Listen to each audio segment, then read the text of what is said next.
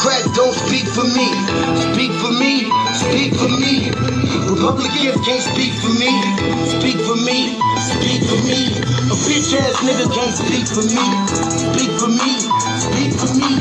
You coon ass niggas can't speak for me. Speak for me, speak for me. Listen here, this is a fact of life. I be rapping like Nat Turner came back to life. Grab Donald Trump by the pussy, he ain't acting right. I never run from a conflict, I be glad to fight. It's a very cold world that we living in. Somebody please tell Elizabeth you're not an Indian. You just trying to con them people to get the benefit. Just another immigrant, stealing from the Indians. That's some punk ass shit and that's too lame. Now we finna step over to Andrew Yang. And you a sucker, you could never speak for black folks. Fake ass candidate, trying to get the black vote. The Democrats don't speak for me. Speak for me, speak for me. Republicans can't speak for me. Speak for me, speak for me. A bitch ass nigga can't speak for me. Speak for me, speak for me. You coon ass niggas can't speak for me. Speak for me, speak for me.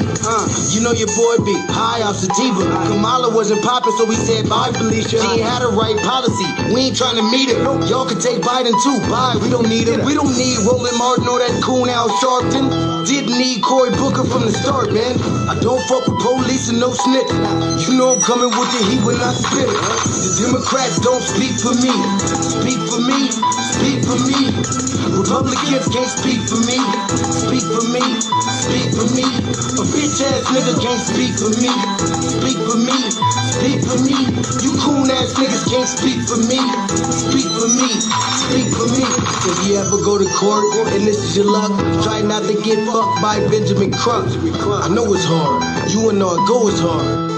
But who the fuck is Amy Cloak? Put her picture up on the bullseye and start throwing darts. People cut our organs out our bodies, that's a stolen heart. They can't save us from the flood like Noah's Ark. Black lives always matter, we finna go for ours. So then we savages, we don't need to pop the piff. Mike Bloomberg can suck dick with that stop and frisk. You ain't speaking for us, we don't know you. Bernie Sanders, they get your funky ass on too. The Democrats don't speak for me. Speak for me, speak for me. Republicans can't speak for me. Speak for me, speak for me. A bitch ass nigga can't speak for me. Speak for me, speak for me. You coon ass niggas can't speak for me. Speak for me, speak for me.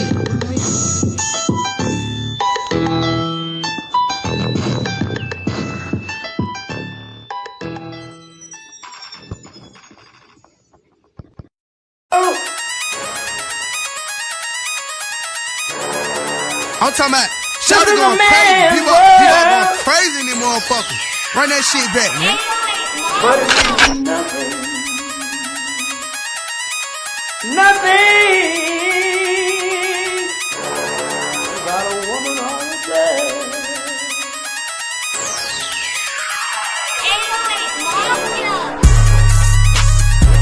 Man made the car.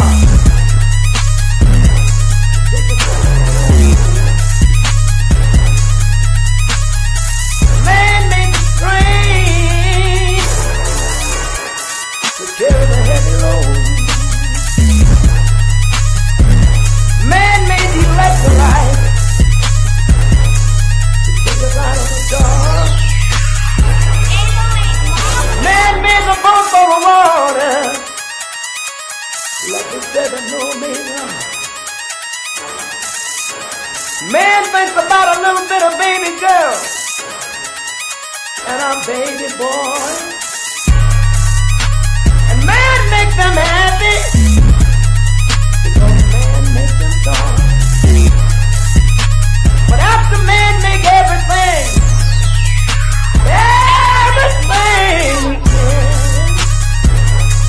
do you know that man makes money?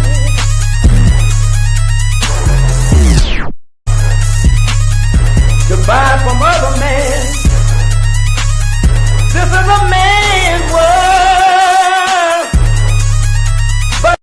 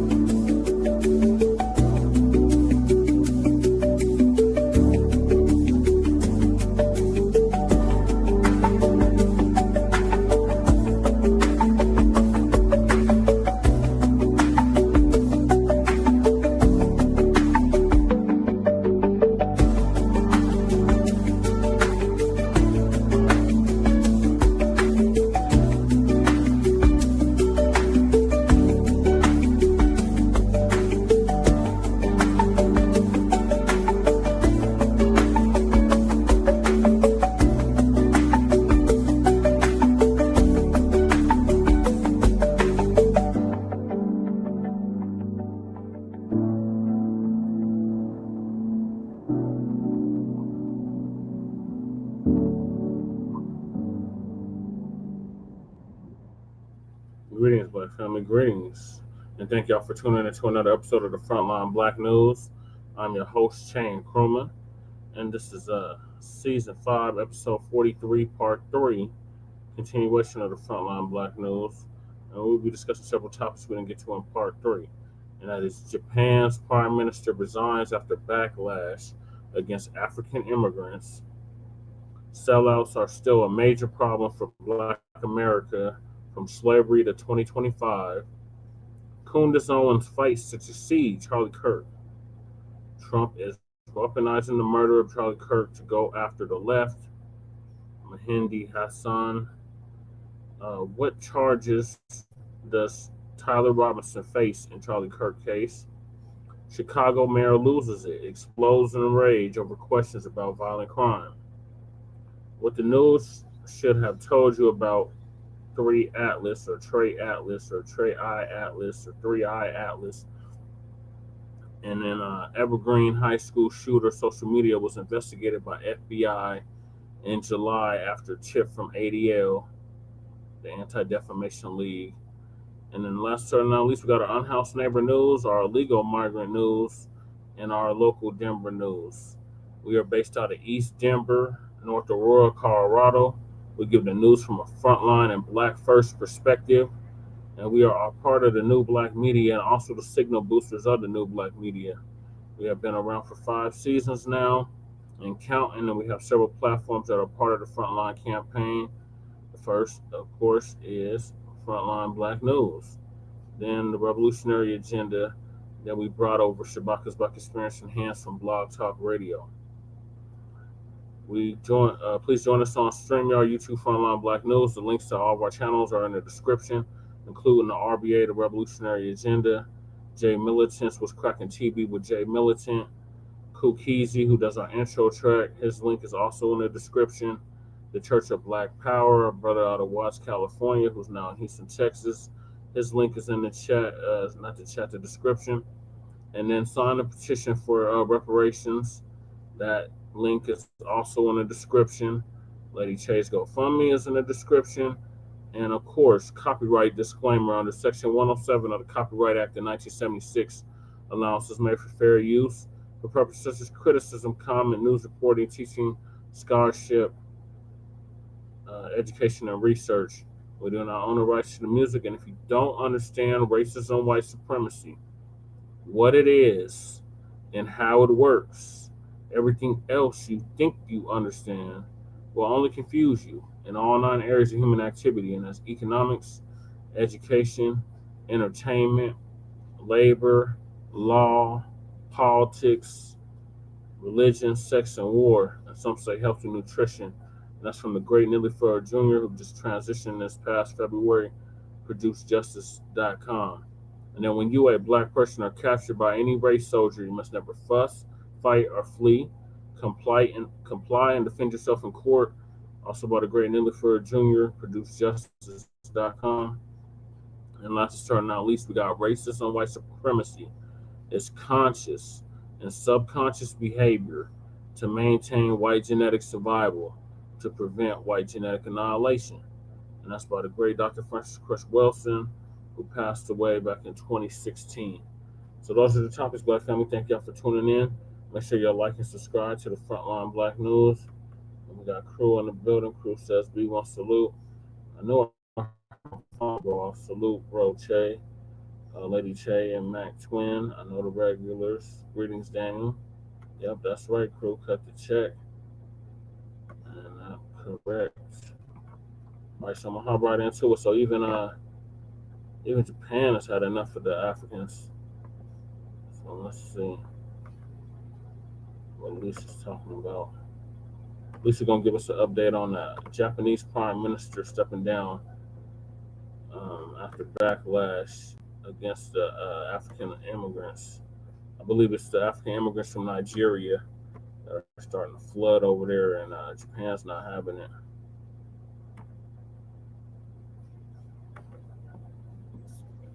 Shalom, family. I didn't think we were going to come back tonight, but this story is circulating. Yep, great read. So, Black History reader by Dr. Claude Anderson. Yes, it is. Japan they already have a group of Africans over there. And the prime minister, who has since resigned because of all the protesting going on over there in Japan, had mentioned they were going to start some towns just for the Africans. And they were talking about the Africans that were already in Japan. Yeah, no doubt about it. So there are Nigerians, Ghanaians, people there from Mozambique and Tanzania. 4 different countries of Africans there in Japan. So he had mentioned, I guess, to African leaders that Japan was going to give the Africans their own towns there. Well, they interpreted that as they want more Africans. They want more Africans. And we're going to get special visas and send over more Africans. And the people had a meltdown. Them Japanese people took to the streets. They said over 10,000 of them took to the street to say they don't want no more Africans in their country. They don't want these Africans. Okay?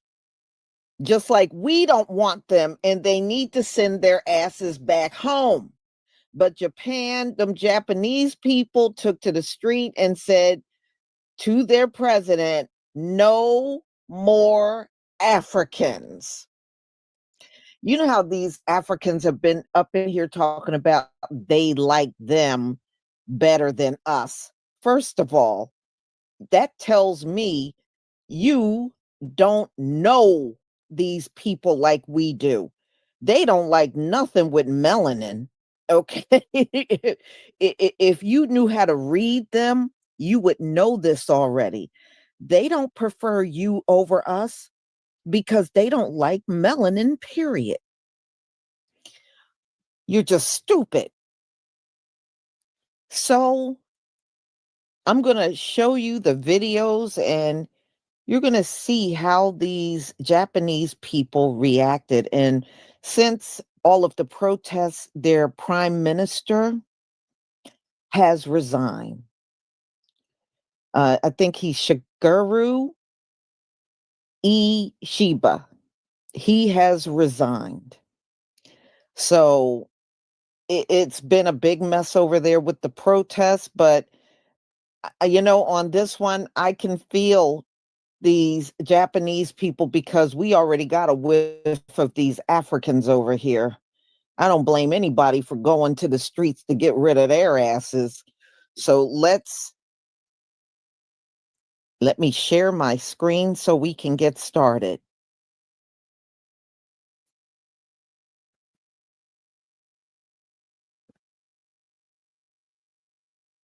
Yeah, see, the Japanese people say they got enough black over there. They don't need mo.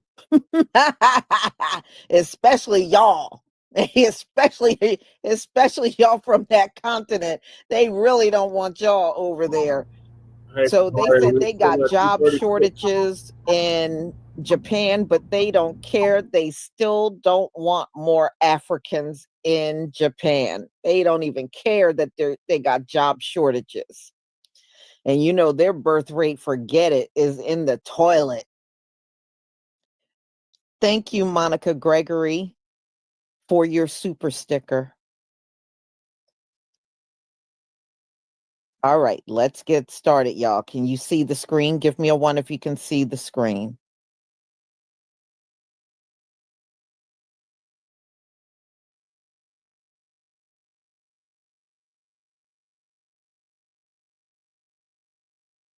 Thank you.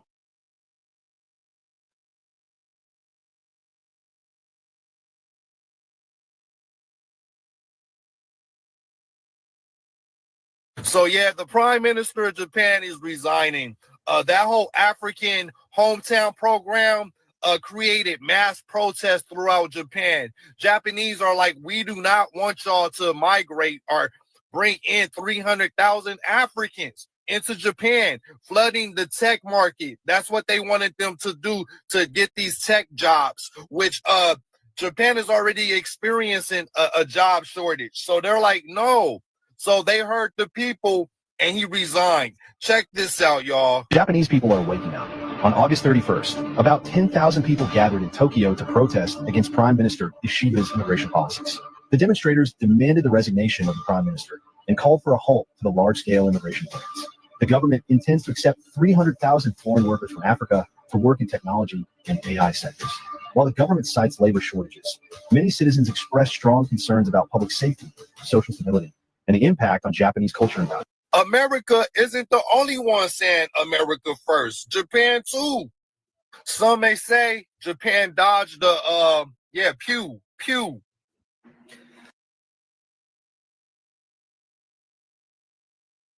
Y'all, now they're using all the stereotypes on these Africans. You know what these Japanese people are saying? They're saying they don't want to be raped by Africans. And they feel that having more Africans, they won't be safe. Oh, yes, the usual stereotypes. And now, guess what? It's being used on the Africans. You know, the ones that come over here and say we have no culture and we got low IQ and just mouthing the same words they heard from white supremacists and want to know why they're not getting respect over here. Well, it look like the Japanese are saying get the F out of their country too. Boy, I guess everybody is not embracing you. And you know what the funny part is, y'all? These Africans call themselves model citizens, but nobody wants them. They're model citizens, but nobody wants them. Go figure. Let's get back to it.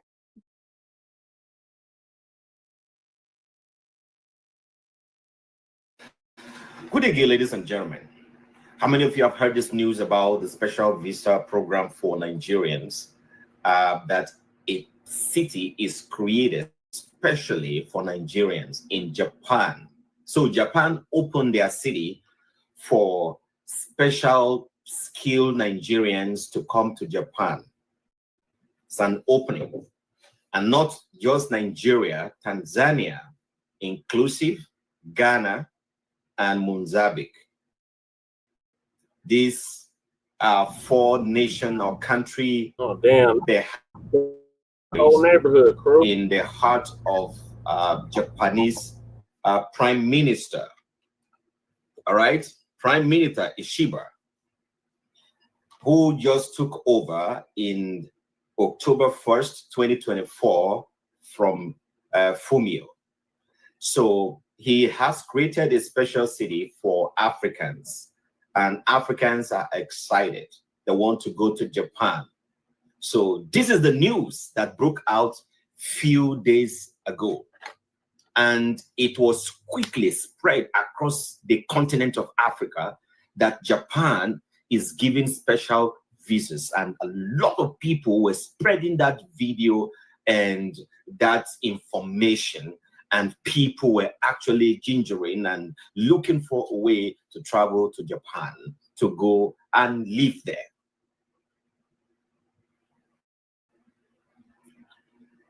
This is quite pathetic. Horrible, it's quite pathetic. And unfortunately, this nation, and especially Nigeria, they disgraced Africa.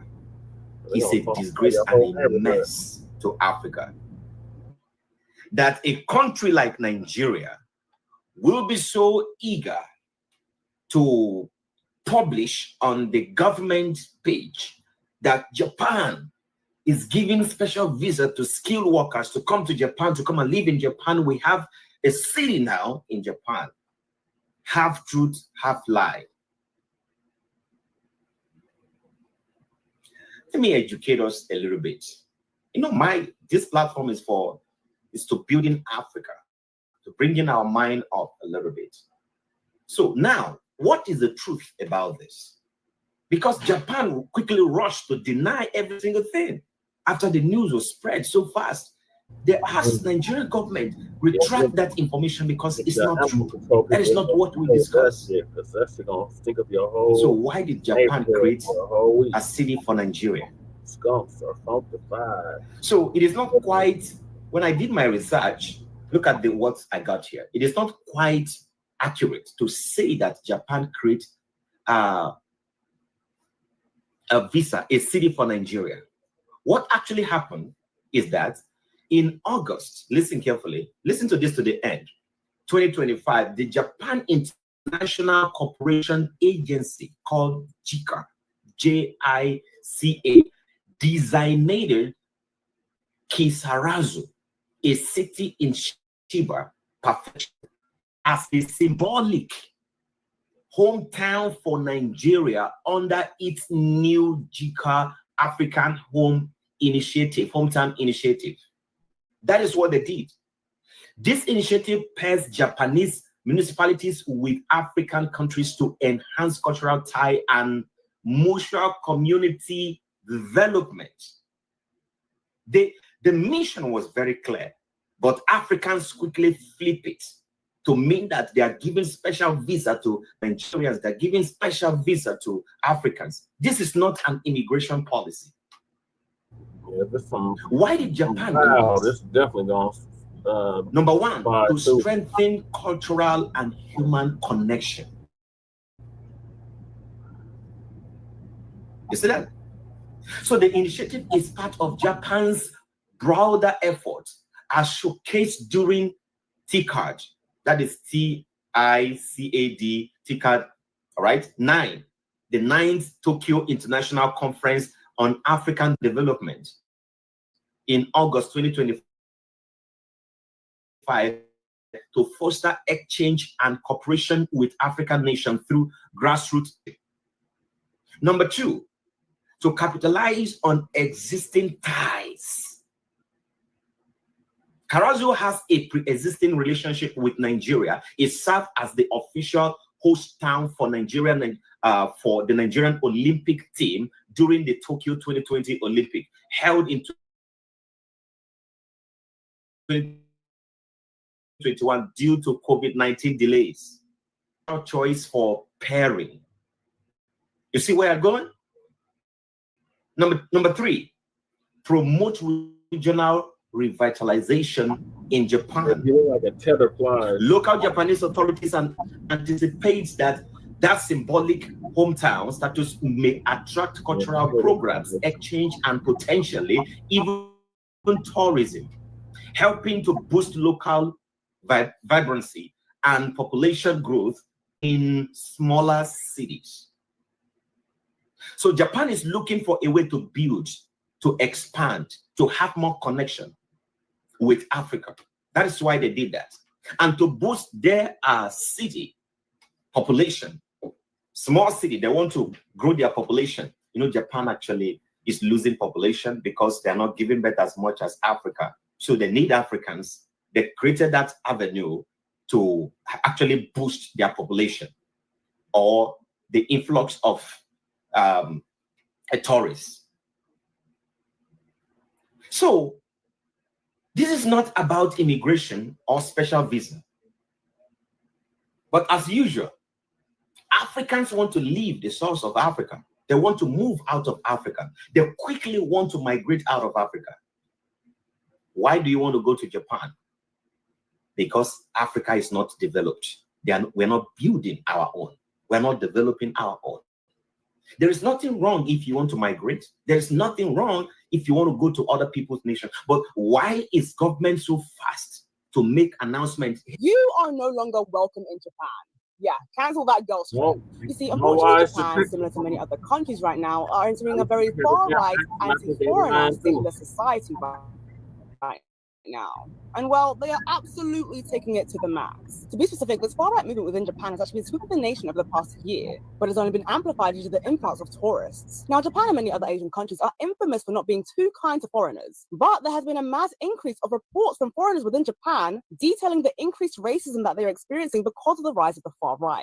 Many shops are now flat out putting signs saying no foreigners, no black people, Japanese only, which was once the irregularity, but is now becoming the normality.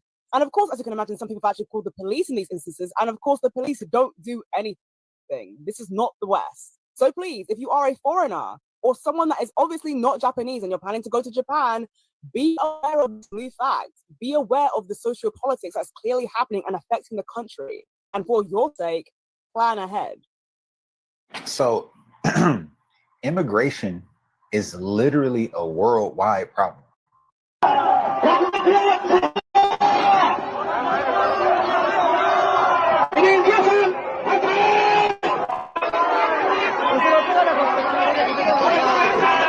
Even in Japan, they're protesting. Yesterday, they were protesting against what their government has proposed. Their government has proposed to designate a couple of different Japanese cities to African nations so that they can come and be a part of the Japanese economy, right? The Japanese people are saying, absolutely not, right? So this isn't a America problem or a European problem. This is a worldwide problem. So it made me think that, if this just isn't happening in one place, it's happening worldwide. What is going on? We're living through a worldwide shift. The elites want this shift, and they are the ones ushering in this immigration. They told the Japanese that Africans might be moving into their cities, and all hell broke loose. Protests erupted on the streets. Africans and Nigerians were called names, and I want to give you an example. Somebody went as far as typing this on the web. Now, the gist was this, that it was all a miscommunication. The information wasn't given directly. And even after the agencies corrected themselves, people still believe that it's all fake news. But let me tell you what happened exactly. Now, there's an agency called Japanese International Cooperation Agency. It's a governmental institution, or agency rather. They decided that they want to start a cultural exchange program between 4 African countries and 4 Japanese cities. And so the problem was this: when BBC covered that story, BBC Pigeon covered that story. So the fake news was that, or the miscommunication was that the Japanese government is looking to give visas to Africans, primarily Nigerians. So it's obvious that some people in Japan don't want Africans to come to their country. And so they began to protest. Here's what I'm going to say. Africa is a thriving continent. There's a lot of things that hold us back as people, and that includes systematic oppression that comes from people who are higher up, and also external factors as well. You know, all of these things affect our progress as a people. And the reason why I keep saying this is when Africans leave Africa, they tend to excel because they tap into everything that they see. You know what I mean? They tap into stuff. Obviously, the way has been opened for them, but they push themselves so far because it's not easy to abandon your entire household and move to a place where you don't know anyone. And with some people, they don't even speak the language. You have to learn from scratch, you know? So I really do think when I see a story like this, there's not much I can say because people express themselves how they want to, and it's their country, to be honest with you. Now, the things that I saw, are those things appropriate? Absolutely not. But again, these leaders that are creating these cultural exchange programs, the ones that are outside of Africa, they're looking into the continent and saying, oh my God, there's so much potential there. And the question remains for me, what are African leaders seeing? What are they looking at when they look at their own people? I beg, Muna, help me answer that. Imweti is my name, a visual storyteller who happens to be visually impaired, and I love covering African stories. Nigeria tried to finesse Japan. Yeah, Japan was being nice by saying, hey, we're going to officially call several African towns in Japan. One of those towns was dedicated to, you know, Nigerians. As soon as the Nigerian government heard that, not even a day later, they're issuing special visas to Nigerians to go to Japan. Yeah, they're going to send Nigerians into Japan. And once Japan heard about this news, they were like, hold up, Nigeria, y'all need to slow down because this wasn't even about that. We were just, you know, showing Nigerians that's already in Japan that they're welcome. We wasn't like, hey, influx thousands or more of Nigerians. You know what I'm saying? I don't think Japan heard about the Ghana situation. Ghana don't even want Nigerians over there, let alone create their own town. And then you have Nigerians, like there's 1 million Nigerians in China, right? So the people in Japan, the Japanese are like, hold up, there's more Africans, there's more Nigerians coming in. And you know, the Japanese government is like, nah, we're talking to Nigeria right now to tell them, hey, cut this special visa crap out, because that's not what this is. So yeah, to all those Asian countries or those people trying to be nice, just know if you let 10,000 in, 100,000 plus more is going to come. Look at China. Look at your fellow brother in China. But yeah, oh, Tanzania too was like, yeah, Japan got a designated area for Tanzanians. I think that's what you call it. I don't even know what they call them. But yeah, the people of Tanzania. And they were like, the Chinese people like, hold up, no, what? This is what you get for being nice? Yeah. So I believe it. I heard the same thing from Maury too, my brother that was in Kenya for 4 years. Now, what he was talking about in regards to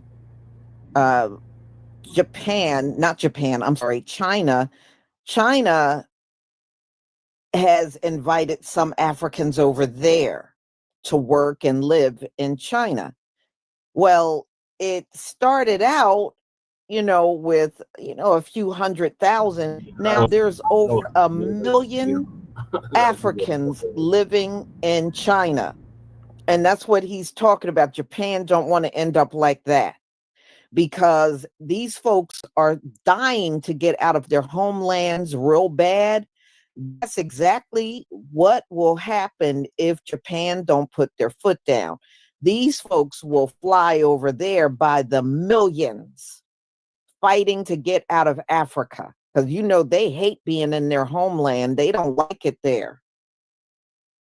So Japan is like, hell no, no more Africans. And they said they fear for their safety. So in other words, they're saying these Africans are going to come there and be violent towards them and possibly grape them and give them Ebola. Okay, what they're saying about, that's what they're saying about the Africans. So I think it's very clear they don't want them at all. They are not opening the door to no more Africans. They already got some there, and those Japanese people were saying, we don't need no more Africans. No sense. Yeah, I love Denver so much, but I live in Florida. Wow. Amazing. But if you listen to them, oh, the whole world just loves them. And that's not true. They get thrown out. Nigerians, they get thrown out of everybody's country. Want Nigerians. And they don't want them. Nigerians. They don't want them. They still, even over here, they do a lot of scamming, and I think they're also heavily into drug trafficking and all that stuff. That's why they can no longer stay no more than 3 months, according to Donald Trump. And after that, they got to get their asses the hell up on out of here. Right. So, the ones that are coming in now, they can't stay indefinitely. They can, try to overstay their visa, but we know ICE is out here. But as you can see, they ain't playing. No more Nigerians, no more Ghanaians. They got people there from Mozambique and Tanzania, and they don't want no more of them. So, y'all, I just wanted to bring you this news because it is spreading like wildfire online right now, because the Japanese prime minister resigned after all of the protests that was going on in Japan. So, what a revelation, for real. So, y'all, I'm going to go ahead and conclude. Thank you so much. I knew I had to end the day with something this juicy. So, y'all have a wonderful evening. And once again, thank you so much for your support, Monica Gregory. Shalom, family. Shalom, Lisa. Yeah, so Japan don't want the damn Nigerians. Nigeria don't want the Nigerians, and nobody want the goddamn Nigerians. Ghana said get the hell out. South Africa said get the hell out. Don't nobody want them damn scamming Nigerians. She said I like how she dragged the Africans and not just Trump, right? Yeah, I don't know. Lisa be sounding like a Democratic shield at times. But yeah, shout out to Lisa Cabrera.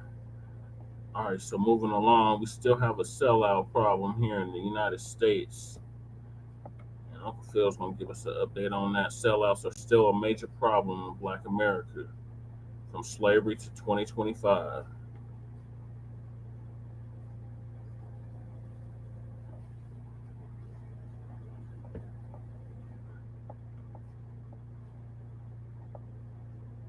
FBA it's alone.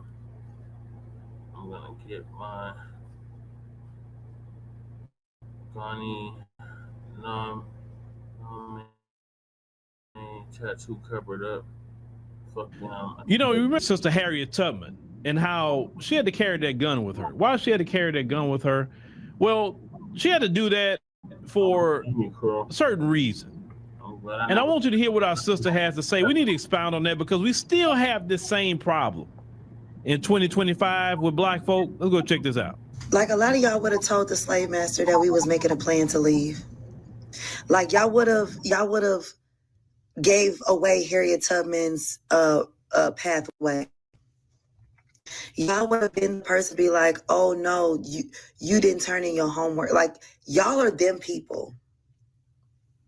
Y'all align yourselves so close to whiteness that y'all forget that they don't care about you. No matter how far or how hard you push their messages. Well, sister, let me tell you this. There's a lot of Black folks, unfortunately, that feel that, well, if I act this way, if I sell my people out, you know, then maybe they'll like me, or maybe they'll give me some butter biscuits, right? Maybe they'll treat me a little bit better than they'll treat, you know, the grassroots people. So these people in our community are weak, and you have to understand. Just like you have people who are descendants of courageous people in our community, you have people that's descendants of cowards in our community. You have descendants of sellouts in our community. The whole family line has been nothing but sellouts. It's nothing new. You can't escape your ancestry. In my family line, there were always people speaking up and speaking out of my family line. That's why I'm doing it, right? Right. But in some people's family line, they could have been sellouts. Yep. Going to do Black people wrong, betraying Black people. See, our great sister Harriet Tubman knew this. That's why she carried that gun. She carried the gun not so much because of the white supremacists. She carried that gun because of people like what this sister talking about. Because Harriet knew that if I let them go back to that plantation, I'm done. Because they're going to go back and tell. Because they were cowards. So you say, oh, you're going to freedom one way or other. Either you're going over here or you're going to the next life. But you're going to freedom somewhere. Yeah, cover that genome. And they knew Harriet meant business. Yeah, Papa Labor was much better. And that sister was very smart to do that. But you know, some of the reason why we don't progress as a people is because of people like that. We got people like that as politicians. We got people like that as police officers in our community, business owners. Some of these people work at your job every day. They be up in them folks' face all the time. And you be looking at them like, man, what you own, man? It frustrates you because it's enough you got to deal with the folks, but then now you got to deal with him or her too. Just bootlicking, being a shine. Like what? Why? What do you get out of that? These people would never let you into whiteness. It's never going to happen. I know other groups do it, and they may give them a little bit more privilege, but they won't give you that. don't understand what a black person get out of that. Now they reward them here and there with more money and opportunity. You know, you people like your Candace Owens and your Jesse Lee Petersons and your Brandon Tatum, all them kind of people. Yeah, they give them more money and this and that and the third. But this is the thing. When they're using you, they're gonna break you in the end too. There's no retirement for a sellout. There's no retirement. They don't let you retire. They don't let you take all the money you made from them and ride off into the sunset. They don't never let you do it. They're gonna take everything from you and break you. Instead of standing on business, fighting for your community, fighting for the people, right? Respecting yourself. I don't see how a man, listen to me, I don't see how a man will be bootlicking another man. And if you got children, what kind of example that is to your children that you bootlicking another man? These children looking up to you, and you're not a man. You are a weak person kissing the foot of another man. You are a father to some children, some black children, and this is what you're doing. Yeah, you always gotta keep it. You don't respect yourself, and for sure you don't understand. Your children watch everything you do. They're like mine. They see what I do. They see what I say online. They pay attention when I'm doing things like, you know, hey, my new book, make sure you buy it. They pay attention to things like that. They look at things, they be proud of some of the things that I'm doing. They see like, oh man, you know, that daddy, that's really nice and this and that. I like my kids to say that. Then I'm in front of my kids and I'm like, oh sir, thank you, sir. And oh boy, let me tell you about these blacks over here. Oh, these blacks are horrible and this, and I'm black myself. Like, what do you mean blacks are horrible? I'm black. And your children watching that? The reason why we stayed in slavery and Jim Crow so long is because of those people. Because if everybody was on code about getting free, we wouldn't have been in slavery that long. And for sure, Jim Crow wouldn't have been that long. But a lot of people not on code. And our problem is, as a community, is that, oh, well, yeah, I know they're that way. But listen, one thing about the folks, and I got to give them that, when you get off code, now, if you're off code, you better keep that to yourself somewhere. But if you are off code to the point that you're hurting their movement, deal with you. Either by excommunication, or they may deal with you physically. That's what the route I see with them. They don't play about that. If you're not on team white supremacy, then you better be quiet about it and stay out the way.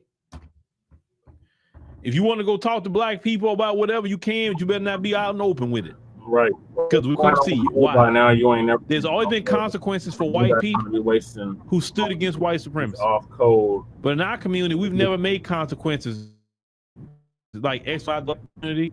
We're still like, well, you know, I mean, I know they did some wrong, but no, there's certain things that you do that you can't. No. We need to have a policy. If you over there with them folks, you're out of here. I don't come back over here like I didn't see the light. Listen, we ain't got time for that. But you may never see the light. And who's to say that you're not infiltrating? No, we need to make it a consequence. Say, if you over there doing what Candace Owens do and all these other ones do, stay over there. Don't be coming in here like the movie Queen. You know what I'm saying? Coming into the black church, as then people throw you out. Don't come in here doing that. No. Go back over there. Ooh, that's the people you chose. Go over there with them. But the only way we're going to get tight as a community, all the way up to the politicians. They sell us out every day. We should have been handled that issue. That's easy to handle. Just get out behind up and go vote, get somebody else in that place. Because, you know, I don't want them to not be a black person that's not going to take their spot, but get a black person about the grassroots and get them in there and tell them the only reason you out is because you sold us out. That's why you out. You got to tell them why you're doing it. Don't do it and they don't know why. Half a decade. We need grassroots politicians. We need grassroots everybody. Being on code. That's gonna be down for the community. Lost cause. That's what hurts us a lot. Is to sell it out. You know, you look at Asian communities; they support each other. I know they got issues with each other, but when in America, they're like, "Hey, we gotta support each other. We can't be selling each other out. Oh, we all gonna get along? No, personalities clash. But when you have a principle, say, look, I may not agree with him, I may not agree with her, but as a black person, I'm not going to do certain things, even though I may not agree with them. And for sure, I'm not selling out my people. Even if I don't like him or her, I'm not selling them out. Sorry, I'm just not doing it. And that's how we have to stand on business and stand on code with that. But we as black people got to deal with the sellouts, man. We got to deal with that. We cannot tolerate the selling out or people that's harming our community purposely. That's right, Uncle Phil. Or people who's truly scamming us out of resources that we could be applying to people in the community that's actually doing something. Right. I'm a firm believer. You don't. I'm sorry. Huh.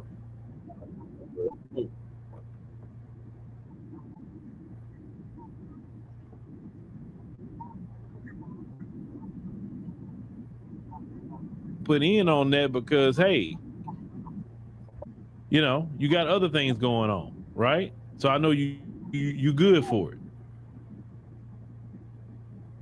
But yeah, watch them kind of people in your life. Watch them. If anybody like that on your job, don't talk to them. Cut them off. If you have to talk to them about the weather. Right. That's it. Or I would say preferably just job only. If you don't got to talk about the job, there's no reason to talk. Have to get along. Don't be around them people. I don't care if they family. Do not be around them people. Them people will sell you out in a heartbeat. Whether I like you or not, I will. Trust me on that. Scam you or backstab. I've seen it. Stay away from the sellouts. No matter who they are, stay away. Right, stay away from. Because once the sellouts understand that they're gonna be isolated, that's when they'll start coming to light. Because we gotta start excommunicating and isolating these people out of our community. That's the only way they're gonna chill their nerves. I agree. Africans lie about the time and the weather. Yep. They sure will, crew. All right, yeah. So watch them sellouts. Get them out the paint.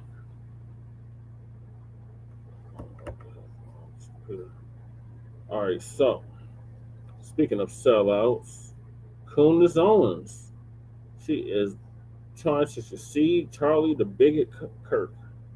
So Candace Owens has finally made her presence known after her zaddy was. Family and fellow soldiers, I'm the professor, and this is the moment of truth. Whenever there's a human corpse, you can always bet that there's going to be plenty of flies buzzing about, and the death of Charlie Kirk has been no different. There seems to be an informal contest among the white right, which includes their black bootlicks, to try to see which one of them can position themselves correctly after he got killed. For them, this isn't some time for reflection. It's a time to see who can set themselves up to benefit from this. As Charlie Kirk himself said, it's 100% necessary to politicize killings. And let's not kid ourselves, when it comes to the beneficiaries of white privilege, there's no honor among thieves. It's every racist for himself, ultimately. So you have all these people who are suddenly tripping over their shoelaces to see who can heap the most insincere and undeserved praise on this guy. They've given him more gushing affection in the last 3 days than they did in the last 3 years. And that praise has become more and more ridiculous and over the top. Can you believe that there were actually individuals who were saying that this guy, we think that he could have gone into politics? No, he couldn't. Oh, he could have become president. That wasn't going to happen. I know that after Donald Trump got elected, every two-bit politician in America, especially the ones on the right who have the most brass and the least brains, think that they can become president too, because after all, if a grotesque walking Cheeto can do it, then anybody can, right? But the reality is Donald Trump is a unique American political anomaly. He's a one-off. Charlie Kirk doesn't have presidential timber any more than Bill O'Reilly does. In fact, about the most that Charlie Kirk could probably get would be on some city council in some red state sewer somewhere.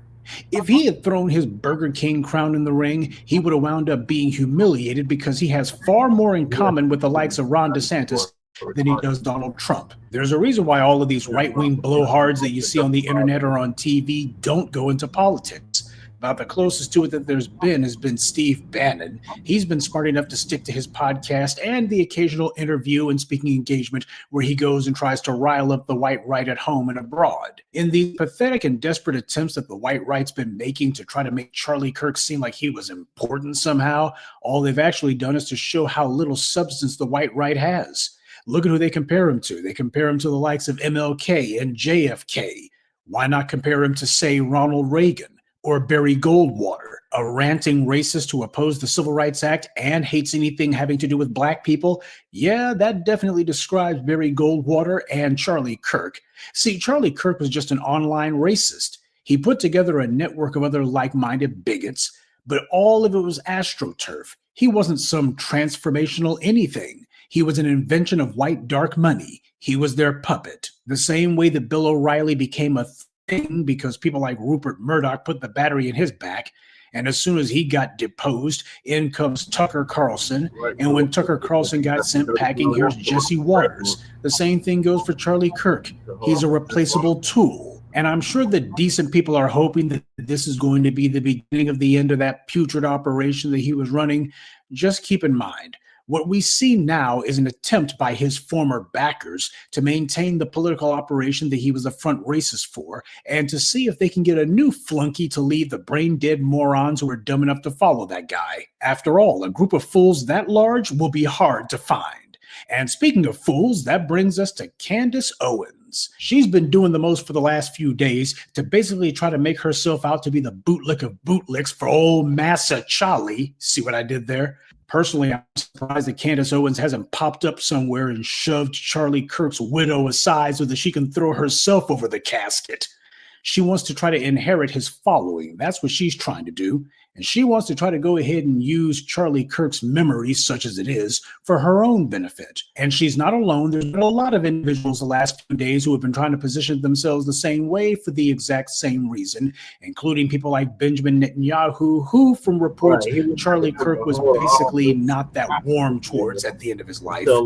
But it bears mentioning that Massa Charlie didn't think highly of black women at all, and that includes Candace Owens. So how perversely ironic that Candace Owens is sitting here trying to make herself out to seem as if Charlie Kirk was okay in her book. And the reality is he had contempt for her just like he had contempt for every other black person.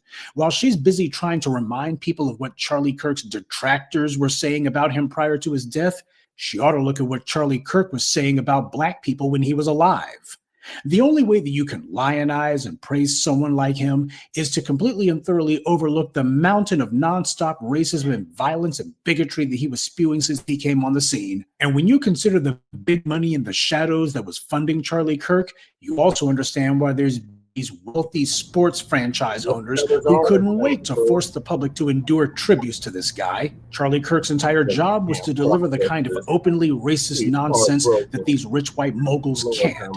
He did their dirty work. You see, in order for these rich white men in the NFL and Major League Baseball and elsewhere to get their money, they got to have black people who are actually going to be working to make them that money. Charlie Kirk didn't have that vulnerability. And that's the kind of thing that made these guys envious. They're looking and going, well, we're going to support him every other way that we can. And you know what? This is good in that a lot of these racist and bigots and these anti-black pukes, they're feeling emboldened to go on the record. This is something that they weren't doing even during the BLM protest, even during the Take a Knee protest, even during Donald Trump's rise to power. But now what's happening is with Trump's second term, these people are starting to feel like, well, hell, we might as well go ahead and let it all hang out. Let people know what we think. This may be the last chance we ever get to do so. And this is good because we can see these scumbags. Everyone's being forced or otherwise compelled to go on the record. That's something that wouldn't have happened if Kamala Harris had become president. If you're going to crush white supremacy, you're going to need to know who it is you need to crush.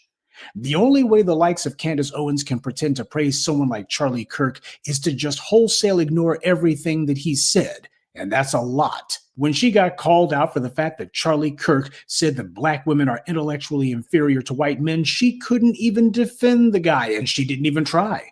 She was more willing to take on Bill Ackman, a billionaire oligarch, than she was people online who were reminding her what Charlie Kirk had said about black women. But then again, Candace Owens doesn't consider herself black. She considers herself to be, well, something else. The entire reason that that woman is so absurdly masculine and aggressive is because that's who she wants to be. She wants to be one of the wealthy white men who she's had to depend on for every crumb of her daily bread and who she's worked most of her adult life to try to impress. That's the reason why she acts like she does and talks the way that she does. It's so manly because that's who and what she wants to be. And then you look at the fact that this woman can't even stick up for herself when it matters. This is the cost of being a bootleg. This is why they have no credibility, and it's the price you have to pay to get on white power's payroll. You've got to abandon all self-respect, which in Owens' case isn't much of a problem because she never had any to begin with. What we're seeing from the white right is their predictable and feculent attempts to basically jockey for position by disqualifying everybody else. See, this is something that's very, very common in Europe back when they had more monarchies. One of the things that would routinely happen, especially after the king or queen would die, is that the members of the royal family, they would try to bastardize each other. They would try to find a way to disqualify each other from being in the line of succession. This happened a hell of a lot over there, and if you weren't able to necessarily disqualify somebody from being in line for the crown, then you could always kill them. That way you definitely didn't have to worry about them later. But this is what we're seeing from the white right and even their black minions going on right now. They're basically all saying, no, Charlie Kirk, I loved him more than you did, or Charlie Kirk liked me more than he liked you. That's what you're seeing right now. They're sitting there pointing fingers at each other and saying, oh, don't try to act as if you were one of his buddies. He couldn't even stand you. That's what's going on. And the reason that they're doing it is they're auditioning for a job. And what's the job? Heir apparent to the audience and the money that Charlie Kirk was getting for his little organization. That's what they're hoping to do. That's what they're all trying to do. As far as they're concerned, there's an enormous windfall of money and power that they could possibly snatch up for grabs if they can position themselves correctly. But because there's so many other people on the white right who have the exact same idea, because mediocre minds think alike, they're all out here trying to basically disqualify each other and say, you were a nothing and a nobody. He didn't even like you, etc., etc. It reminds me of a weird little movie. I think it was supposed to be a satire that I saw some clips of on YouTube called The Death of Stalin. And that's definitely the right comparison to be made here. Now, according to the people who made that movie, there were a number of scenes in it, especially the ridiculous ones, that actually were historically accurate, perhaps exaggerated a bit, but for the most part historically accurate because of how strange people had to act in order to keep Joseph Stalin from having them executed.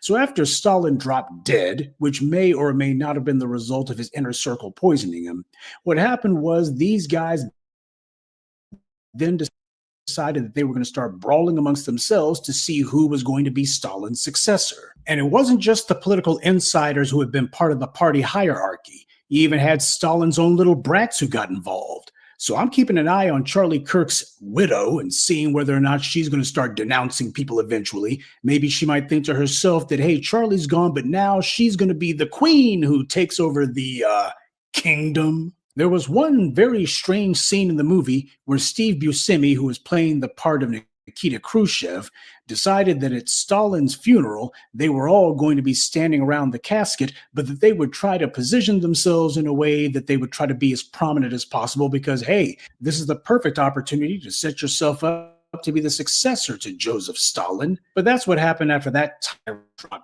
They had people who basically were just trying to figure out, how do we convince people that we loved him more than everybody else did because we think that we can inherit his following and whatever supporters that he had, and then we're going to have the money and the power, and we're going to be screwing people over just like he did. That's what all of this totally phony adulation that these white right wing nuts and their Negro bootlicks are doing. That's what it reminds me of. It's all theater. It's all phony. And if they were totally honest, they'd all admit that they were just glad that this guy got killed because now it gives them a chance, they think, to climb the political ladder for themselves over his dead body. Well, it just goes to show the times may change, but the corrupt and the vicious don't. The lessons that people better take away from all this is that this is what happens when you normalize the practice of being deliberately callous and making people's deaths into nothing more than opportunities to politicize it for personal profit. When you spend all of your time and energy making it normal to dehumanize people, sooner or later that's going to come back to you. Charlie Kirk himself bragged about how the death of that Ukrainian woman was nothing more than a chance to get some political support for the white right's own unpopular and asinine policies. You see, had that white woman been black, Charlie Kirk would never have talked about her because they didn't care. And now he is slowly falling prey to the exact same fate. The same way when he was talking about school shootings and people being killed by firearms and saying, well, that's just the cost that has to be paid for the Second Amendment. In his mind, what he was thinking was, well, that's never actually going to be me. After all, I've got myself some little rent thugs who I like to surround myself with. And on top of that, I'm pretty careful. Well, so is Abraham Lincoln, JFK, and Ronald Reagan. And all of those guys got shot. 2 of them got killed. Being careful simply isn't enough. It matters what kind of a social environment that you're giving rise to. But when you're part of the dominant society, you start to take on this air of invincibility and immortality, as if the rules don't apply. Well, just because this society gives a certain demographic racial immunity from law doesn't mean that it has the power to ward off any and all bad things from happening. That's the reason why you got to be careful with what you do and what you say. And speaking of people who need to be more careful, these would-be usurpers that we've been seeing the last few days who've been doing everything that they can to try to heap praise on Charlie Kirk in the hopes of getting the attention of his former followers. These would-be usurpers will ultimately fail. You see, the problem with the Candace Owens and such that they fail to understand is they didn't create the money machine that funded and fueled Charlie Kirk's. So they don't have the power to seize it. They don't have the power to take it. Yes, Candace Owens has been very lucky in that she managed to go ahead and break away from Ben Shapiro's operation. And she started up her own little cult of personality, which in her case is doubly impressive than any person to begin with. But the problem for her happens to be, at the end of the day, it's one thing to go ahead and start a podcast and corral a certain number of the white right. But being able to walk into an operation that was being funded by mega millionaires and billionaires and get those people to sway over to you, and apparently you're going to walk in and take those folks away, that's going to be a hell of a lot higher mountain to climb. The oligarchs who bankrolled TPUSA, they will attempt to prop up a new tool to lead it. Same way that you had people who decided that Ralph Reed was going to be made into a thing because, well, the Christian right needed him to. Will this person have the ability to grow the following that Charlie Kirk and his billionaire backers were able to amass? Well, we'll see. But truth be told, a lot of these guys, they're basically sock puppets anyway. As long as they get out there and talk maximum trash about black people, that'll be enough for the empty-headed maggots who like them to follow slavishly behind them. This time, however, I'm willing to bet that whoever these oligarchs choose to succeed Charlie Kirk, it's going to be somebody who won't go casting aspersions on Israel and whether or not they deserve the billions of dollars that they're getting and whether or not Iran should be attacked. They're going to find somebody who will go ahead and just say yes to whatever they're told. And when that happens, the likes of Candace Owens will find themselves on the outside of even TPUSA. They'll be finding themselves closed out. And they'll be whining and complaining and saying things just ain't the same since Charlie Kirk got murked. But the reality happens to be this is exactly what it is, exactly what it's always been. A bunch of shills, bootlicks, suck-ups, and fools who have called themselves sniffing for whatever dollar they can get from white dark money. Attacking black people is their ticket to ride, but that doesn't mean that the train's going to meet its destination. And even if it does, well, as we've seen this week, even if you're on that train, there's no guarantee you'll make it to the end. Good day, and be one. I'd like to take a moment to mention some of our contributors: Gwendolyn Langston, Sean, Shamela Martin, Gavin Andrade, and DPB79. Salute to them and thank you to everyone for listening, liking, and sharing this message. Black empowerment only exists because of you. That's right, Professor. Welcome back from your hiatus. All right, so in other news, the dump is trying to weaponize the murder of Charlie Kirk to go after the left. So Democracy Now! Going to give us an update on that. The political theater is so real. And then he completely ignored his death, his funeral or whatever, to go golfing. Shout out to Black Alpha Network for covering that earlier.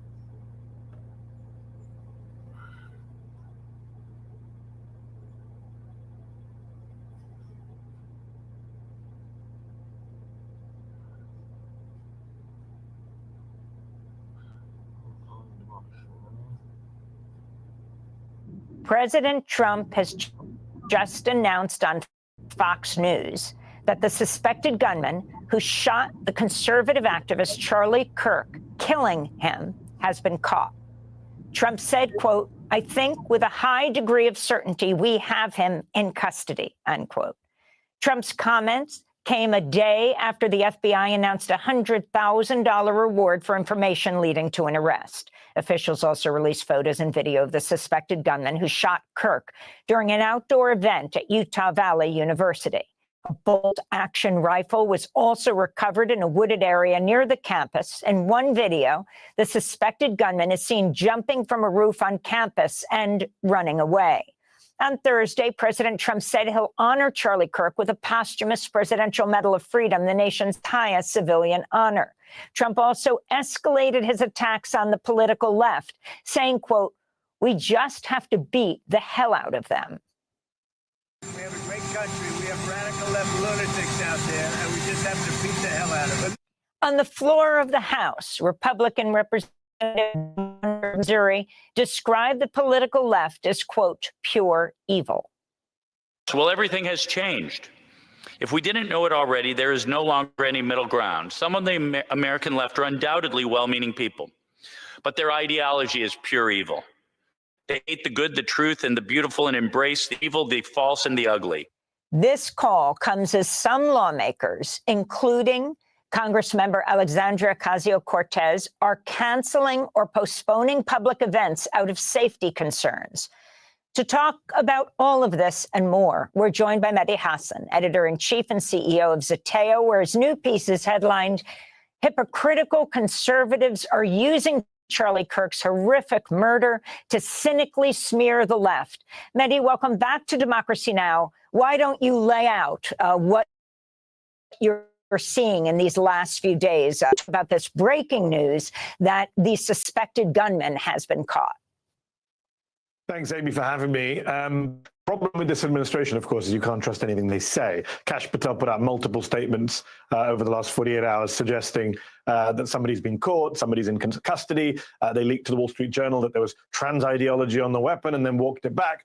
We have an administration of gaslighters and serial liars. So unfortunately, in the old days, even if a president lied, you could try and take the bureaucracy or the law enforcement people. Maybe sometimes that they were. Now you have to start from a position of pure skepticism. So I don't believe anything Trump says until I see more verification. I do hope they've caught the person. The problem is, Amy, that from the moment Charlie Kirk was horrifically murdered on camera, a horrific act, inexcusable act on Wednesday in Utah. From the moment that happened, Republicans, conservatives, prominent figures in this country on the right went to work to blame this on the left, even though the killer was not in custody. Apparently is now. Let's see the alleged killer. No killer in custody, no motive. And yet, for the last 36, 48 hours, we've been told again and again that the left did this. The left killed Kirk. The left has blood on its hands. And I wrote that piece for Zeteo because I was deeply frustrated at what I was seeing. It's not just frustrating, it's dangerous, right? Your response to a political assassination, to political violence, cannot be to ratchet up more political violence, more dehumanization and demonization. And the reality is, of course, as I say, we don't know the motive of the killer. Let's say the killer turns out to be someone on the left. Even then, That doesn't mean the right is somehow scot-free here, and that's why I wrote my piece pointing out that the vast majority of right-wing political violence in this country comes from Trump supporters, comes from people on the far right, comes from all sorts of people who have horrific views about minorities and white supremacists. And I laid down the evidence in my piece, for example, this summer. Just a few weeks ago, I know the right wing has been erasing her killing, but Melissa Hortman, the Speaker Emerita of the Minnesota House, was murdered in her home with her husband. Another lawmaker was shot and almost killed with his partner. That was done by a Trump supporter this summer. Trump didn't even bother to show up at the funeral. No one mentions Melissa Hortman's death on the right when they're talking about political violence. We've erased January 6th. We've erased the attack on Josh Shapiro's home earlier this year. We've erased multiple attacks over the years that have been attributed to, or that the suspect turned out to be some kind of Trump supporter. And I think that is why I wrote that piece, because there's a real rewriting of history going on here. It's what far-right regimes do after tragedies like this. They try and weaponize them to go after their enemies. And Trump's made that very clear in all his statements, the radical left. This is a guy who has incited violence himself, including on January the 6th. I wanted to turn to Hunter Kozak. He's the Utah Valley University student who posed a question to Charlie Kirk about gun violence just before Kirk was shot and killed. 5 is a lot, right? I'm gonna give you some credit. Do you know how many mass shooters there have been in America over the last 10 years? Counting or not counting gang violence? Great.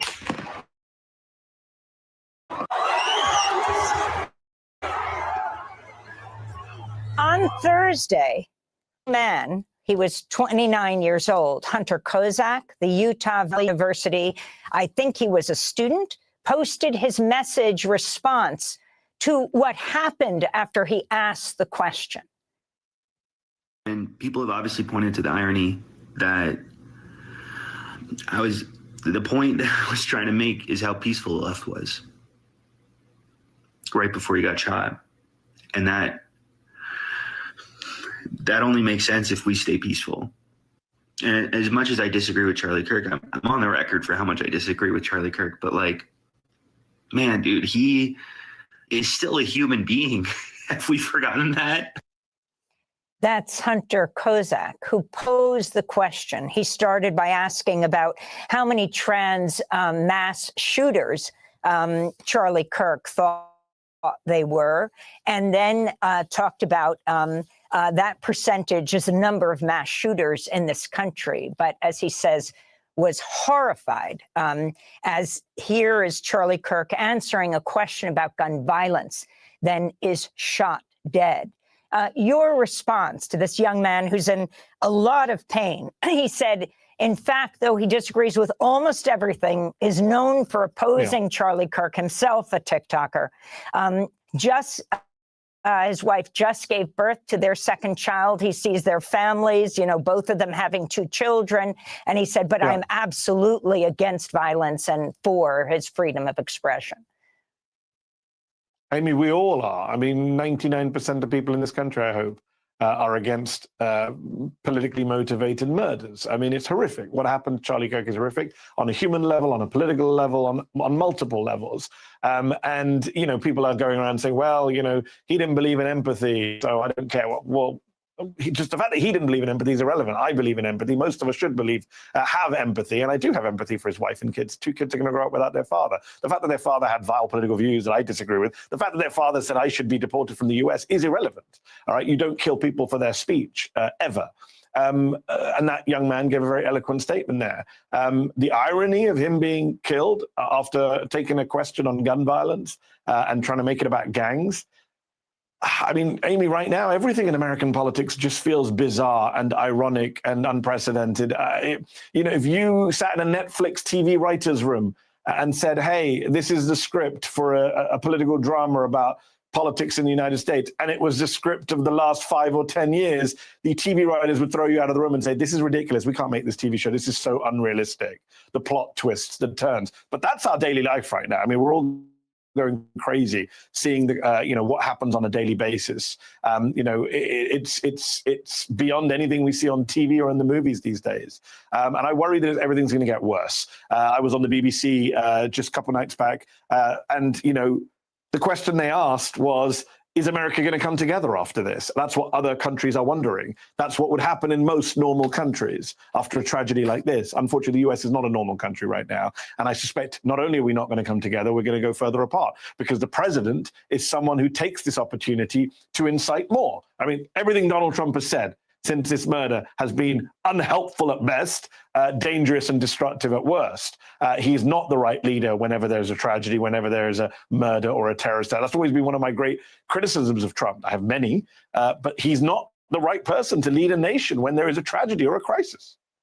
Mehdi, in 2023, Charlie Kirk called for you to be deported over your views on the COVID-19 pandemic while you were working at MSNBC. I just wanted to play a clip from the Charlie Kirk show. So we need to reassert what the actual truth of the matter is, especially if we are to be prepared for the next pandemic when it inevitably comes. Wow, who is that neurotic lunatic? Who is that guy? Send him back to the country he came from. Holy cow. Get him off TV. Revoke his visa. So that was Charlie Kirk. And again, the horror of his murder right now. Your response then, Mehdi, and as you reflect on this now. Yeah, I responded at the time pointing out how racist that statement was. Charlie Kirk was very anti-immigrant. He was very anti-Muslim. People forget this stuff. But again, you know, I've spent the last 48 hours condemning his killing. I've found the posts celebrating his death, very few of them. I know the Republicans are trying to exaggerate. There are deaths. There are obviously posts online celebrating his death. I found them distasteful, inappropriate. It's not something I would do. And yet I think to myself, had I been the one shot in the neck and passing away, I wonder what Kirk would have said about me. This is the reality of where we live. I mean, we're in this weird situation, Amy, now where some liberals are going to another extreme, which is we should all condemn the killing of Charlie Kirk, but we don't need to participate in the whitewashing of his record or the kind of this suggestion that he is some kind of free speech martyr. He was not a supporter of free speech. You just saw that clip. I said something on MSNBC he did not like, an American citizen. He said I should be deported from the United States. Is that someone who sounds like they support free speech? He was super anti-Muslim. Just a couple of days ago, he was posting about Islam being the sword with which the left slits the throat of America. He called Muslims conquerors, invaders. His rhetoric was horrific. He put targets on people's backs. But again, I don't measure my own views or my own responses to tragedies by the standards set by Charlie Kirk or Donald Trump or anyone else. The fact that he may have had a more gleeful response to my death than I do to his is irrelevant. As I say, none of us should celebrate the death of you. None of us should celebrate political violence because it's a threat to all of us and to this country. And I think it's interesting that so many people are now trying to suggest that this guy, I've seen people saying, oh, he never did anything. He just went and had good faith debates with college students. Just not true. He supported the deportation of Mahmoud Khalil, a green card legal resident who was punished for his speech, nothing else, by the Trump administration. So look, even us having this conversation, Amy, will be clipped somewhere by a Republican and say, look, they're celebrating his death. They're criticizing him. No, criticizing someone's views is not celebrating death. We can do two things at once. We can walk and chew gum. We can say it's absolutely outrageous that Charlie Kirk was murdered for his views, and we have absolute empathy for his wife and kids and friends and family. But we can also say those views were horrific. We're not going to suddenly say because he was murdered, his views are somehow good. No, bad people can be unjustly murdered. Bad people can be innocent when it comes to being killed, because even people shouldn't be killed for their views. Thanks for watching Democracy Now! On YouTube. Subscribe to the channel and turn on notifications to make sure you never miss a video. And for more of our audience-supported journalism,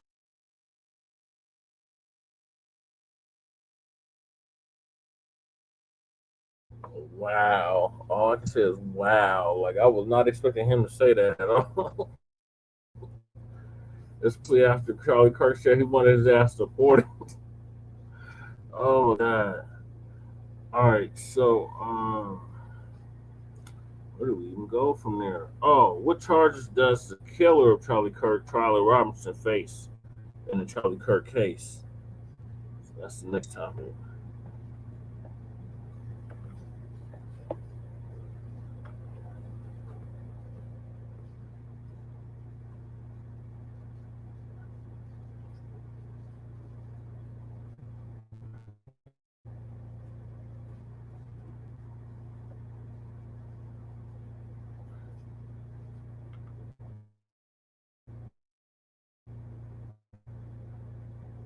To see you all. Hope you're doing well.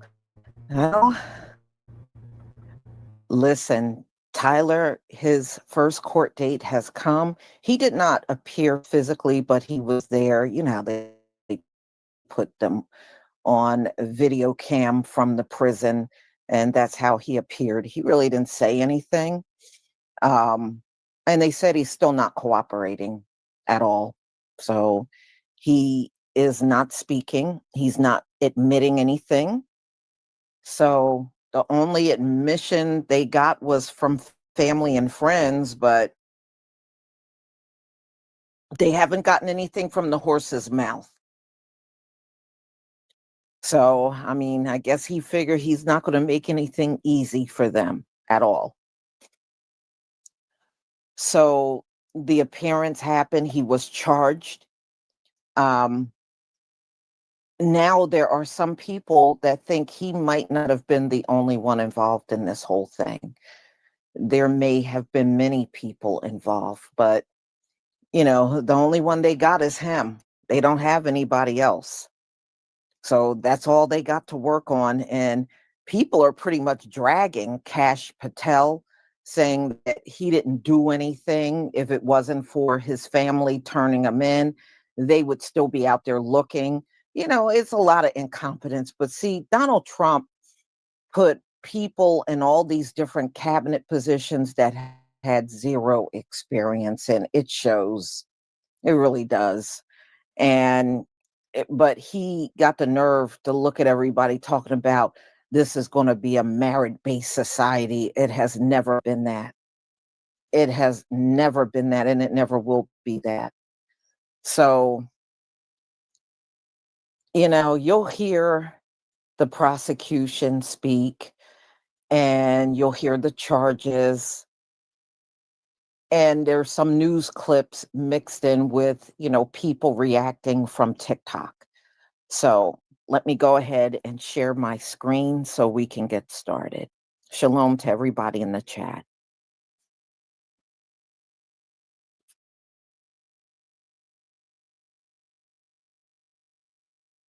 Please give me a 1 if you can see my screen.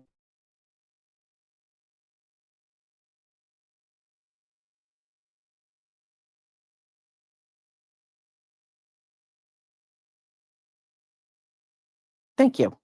All right.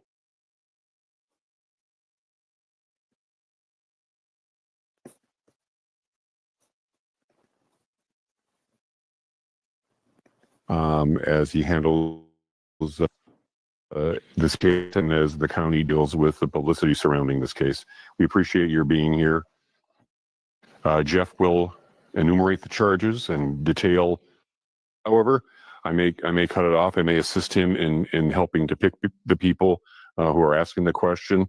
We just ask that you keep the questions to the process of what we're talking about and refrain from asking questions that speculate or get into the political dynamic of the case. For Utah County, this is a murder case, and we're trying a murder case. We're trying to keep the questions to that, but I understand that you're under pressure and have a lot of different questions, so we'll try to answer them.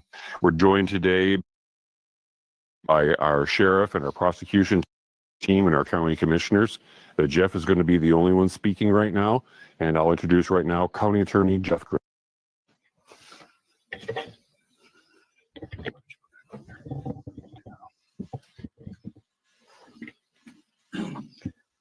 The murder of Charlie Kirk is an American tragedy.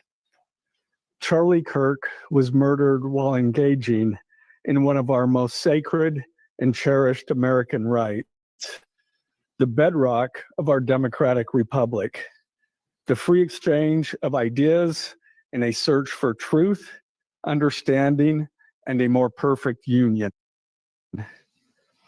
It is also an offense against the state and to the peace and enjoyment of the people of Utah and of all those who visit here. But Charlie Kirk's murder also strikes a more personal and intimate chord. Charlie Kirk was first and foremost a husband and a father to two beautiful young children. He was a son, he was a brother and a friend. Like all murders, the senseless and needless taking of Charlie Kirk's life has shattered the lives of those he loved and those who loved him. To Charlie's wife, Erica, his 2 young children, his parents, his family, and his friends, I express my sincere condolences and offer my heartfelt prayers on your behalf. I also want to express my concern for everyone who was at Charlie's Turning Point USA event at the Utah Valley University, and all who have been impacted by this tragedy. As county attorney, I am charged with bringing justice to those who offend our laws. I am charged with bringing justice for those who are harmed. I am charged with bringing justice for Charlie Kirk. I am committed to these aims. I take this responsibility seriously. Today, after reviewing the evidence that law enforcement has collected thus far, I am filing a criminal information charging Tyler James Robinson, age 22, with the following crimes. Count 1, aggravated murder, Charlie Kirk, under circumstances that created a great risk of death to others.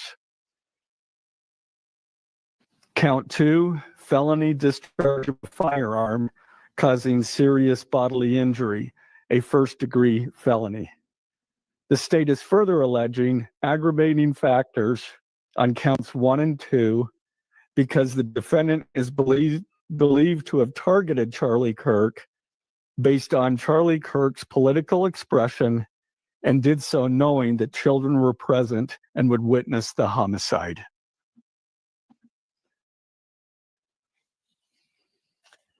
The state is also charging defendant with count 3, obstruction of justice, a second-degree felony for moving and concealing the rifle used in the shooting. Count 4, obstruction of justice, a second-degree felony for disposing the clothing he wore during the shooting. Count 5, witness tampering, a third-degree felony for directing his roommate to delete his incriminating texts. Count 6, witness tampering, a third-degree felony for directing his roommate to stay silent if police questioned him. And count 7, commission of a violent offense in the presence of a child, a Class A misdemeanor, for committing homicide knowing that children were present and may have seen or heard the murder and did so based on Charlie Kirk's political expression.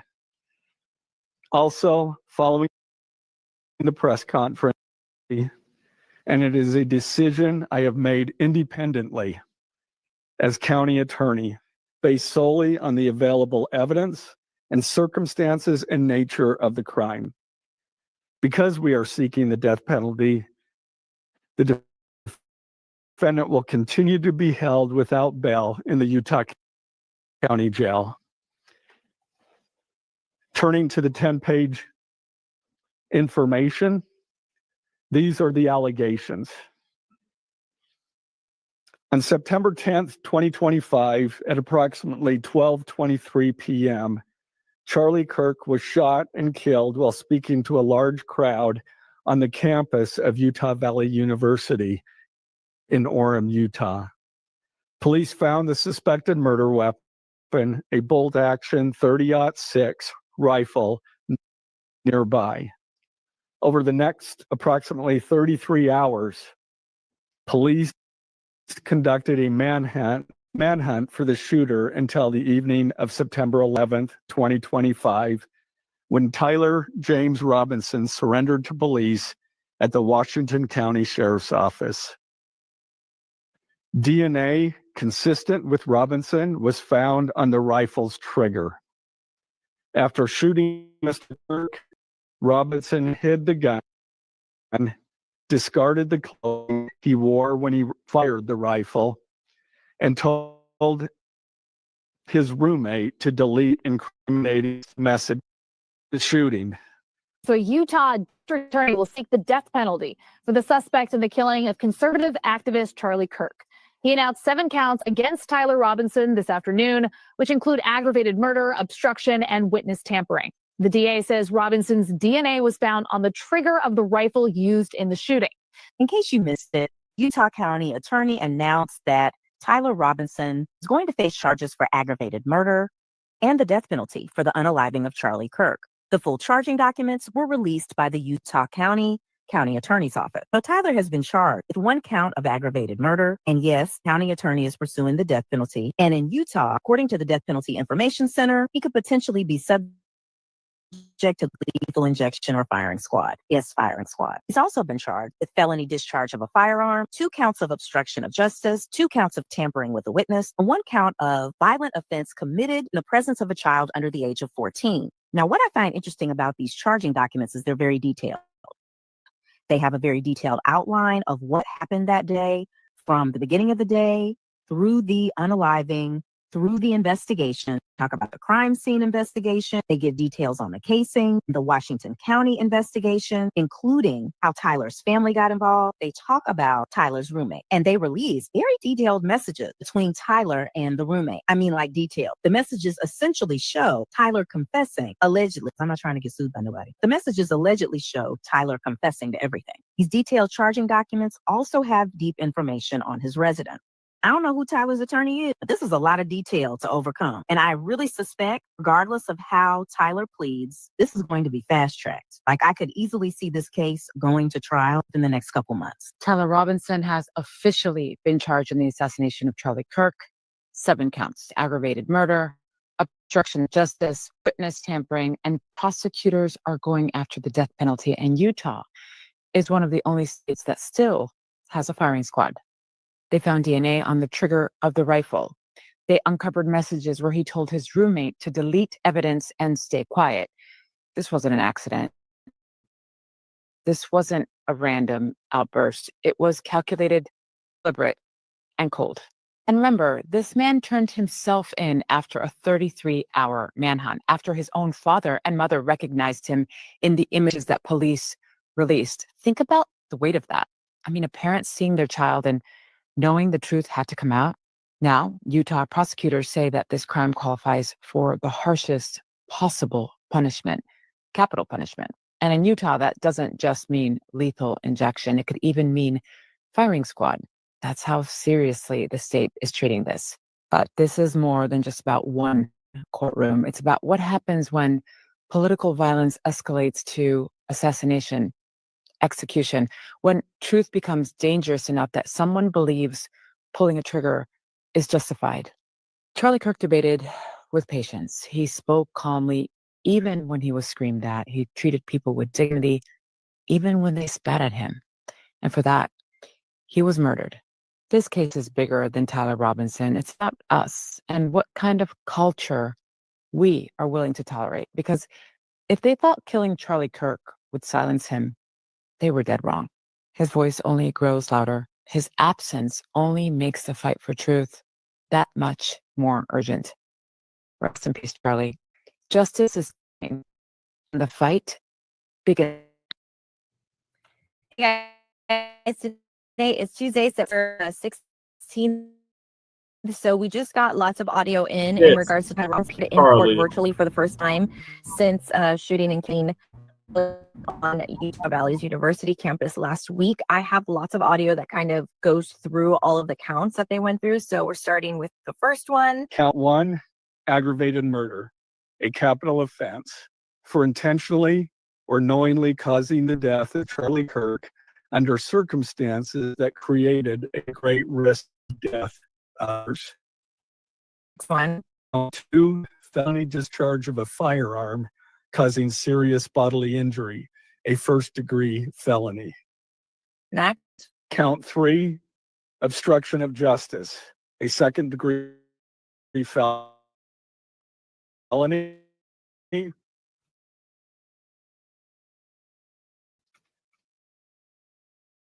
for moving and concealing the rifle used in the shooting, And the felony for disposing the clothing he wore. next one is here. Count 5, witness tampering, a third-degree felony for directing his roommate to delete his incriminating texts. Now, this one's titled Shooter Death Penalty, so I guess that's information I on am that. filing a notice of intent to seek the death penalty. I do not take this decision lightly, and it is a decision I have made independently as county attorney. Says authorities who Robinson operated while in custody, though family and friends have worked with officials. Latest we have on.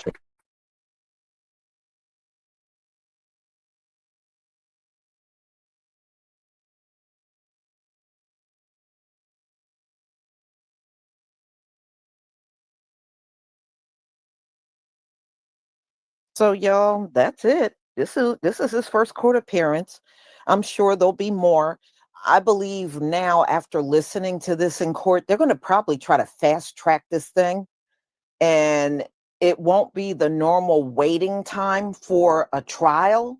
They're probably going to push this thing through within a few months, and we shall see. But I think it's going to be quicker than him sitting in jail for the next 2-3 years waiting for trial. And I don't think it's going to take that long. They may try to get this pushed through in under a year. That's my opinion. You know, I could be wrong, but I think because of the way the climate is in this country about Charlie Kirk, and you know, it is so funny trying to watch them rewrite what kind of person he was. I mean, it's almost look at he was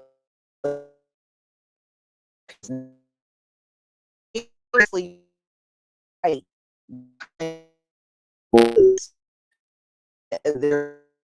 He was a good person. He just told the truth.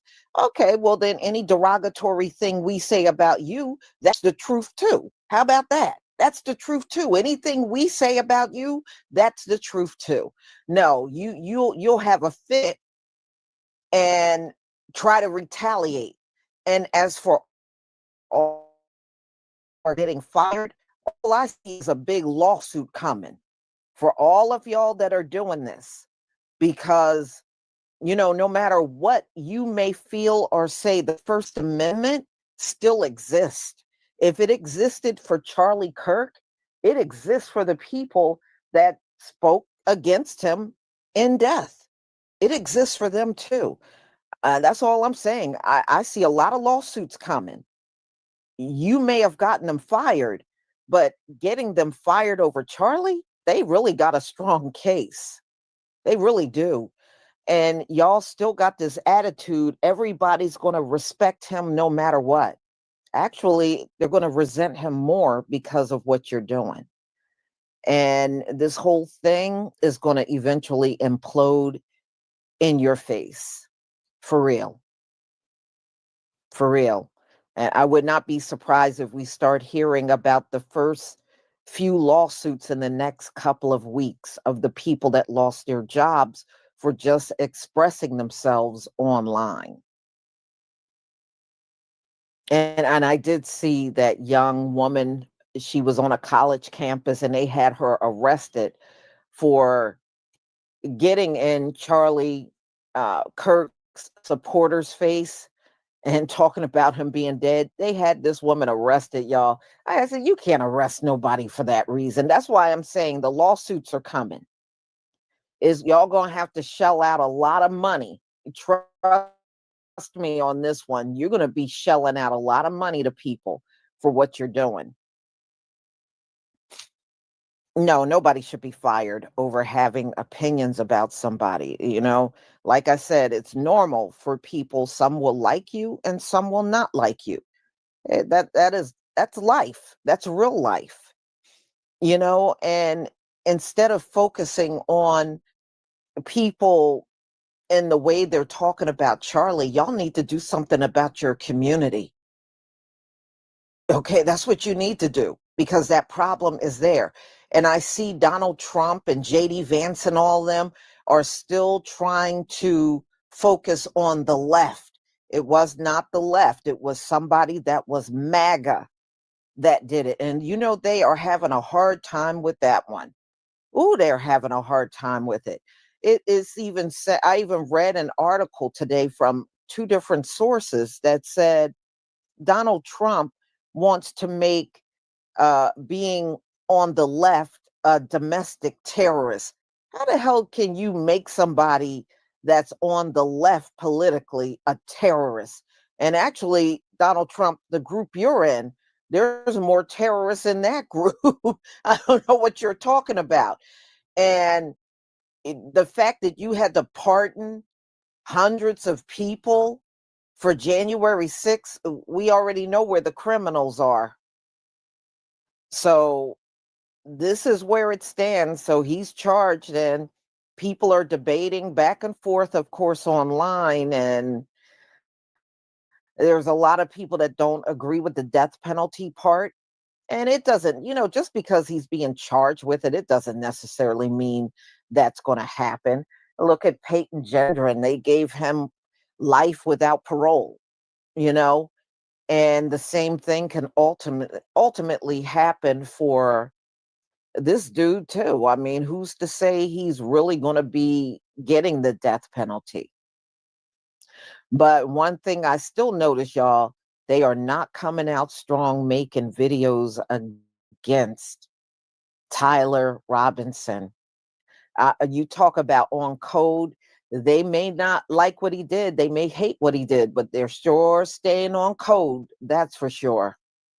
They are fighting to stay on code. Well, they claim they had his palm print on the weapon, and I think he left a few things behind. That's why they were able to do DNA on it and tie it to him. There were a few things left behind, including the bullet casings. They were left behind. The actual rifle was left behind. And I think they said some type of towel he had that was left behind. So don't know what type of, you know, matching DNA they got off of that, but they claim they do have it. Mhm. Yeah, I saw the footage of him running, but I also saw another guy running. Now, I don't know if he was involved, but I saw a bearded guy also running. So I don't know. The whole thing is just, it's weird. The whole thing is weird. Hmm.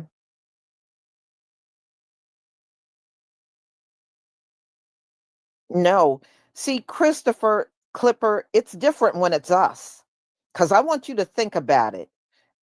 Carolyn Bryan was alive for decades after what happened to Emmett Till. And look how they went above and beyond to make sure they never arrested her.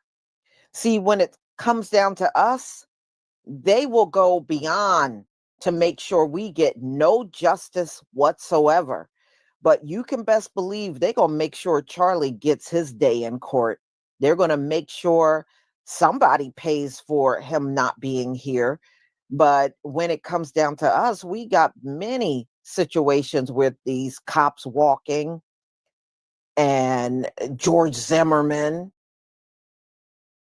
Darren Wilson, and that cop that killed Tamir Rice. I can't think of his name offhand.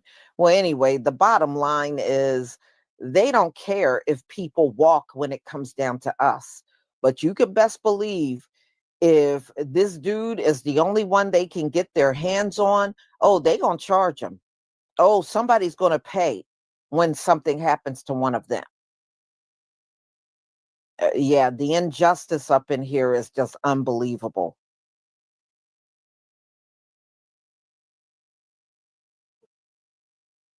Yeah, these people are a trip.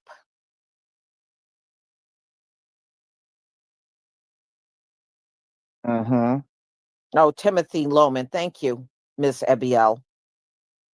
Mm-hmm. And he's still out here trying to get police work.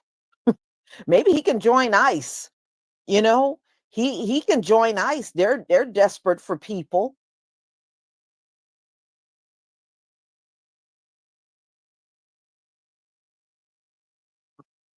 Yeah, it's just unbelievable. But I'm sure this is going to get bigger and bigger. But, you know, sooner or later, I think people in our community, we're going to kind of drop away from this story. We are. I think the only ones that'll try to uphold it are white people, because they're the main ones that cared about Charlie Kirk. And yes, I saw Officer Tate and his lame ass, weak ass self crying on video over Charlie Kirk. He looked like a damn fool. Looked like Steven crying over Massa. What a disgrace.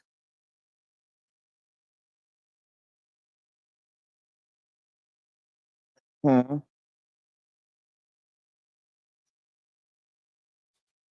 Yeah, he was crying like a baby.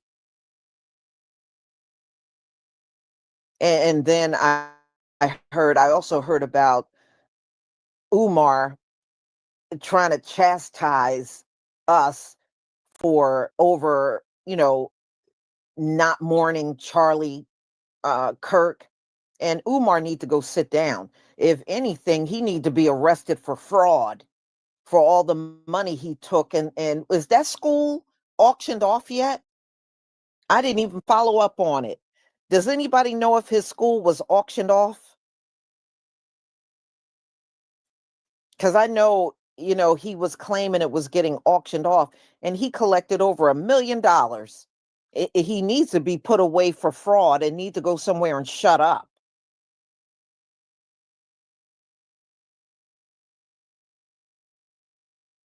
He saved it.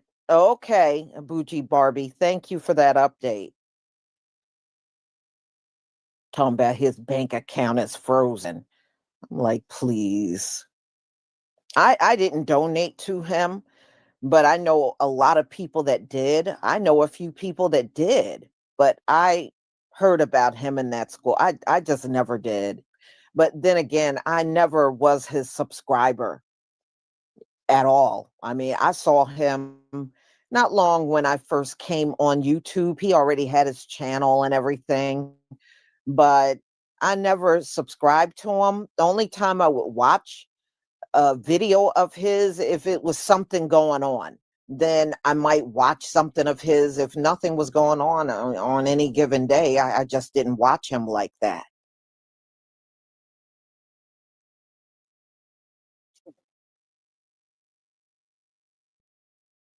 Yeah, well, first of all, that building needs a lot of work.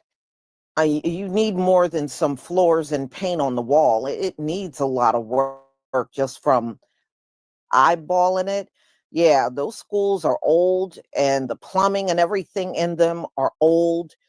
You really have to renovate that whole building. It would probably take millions to renovate the whole thing. That's why it's not open. It's probably not open because it probably couldn't even pass any type of inspection.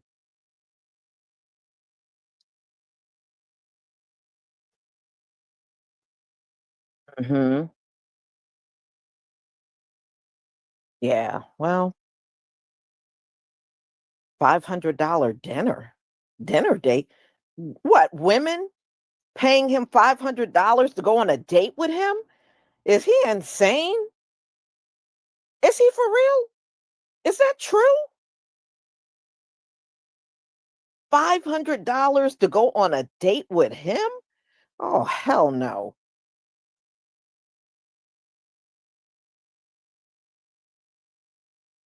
Wow. I'm sorry, y'all. Even if it's a woman here and there, I don't see that going anywhere. I don't see that going anywhere.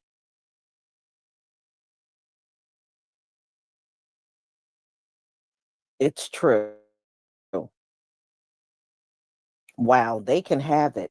That's all I got to say. If there's any women out there that want to date him for $500? Oh, hell no. There are many things I can do with $500. Many things I can do if I'm going out on a date for $500, a dinner date. Mm. Wow.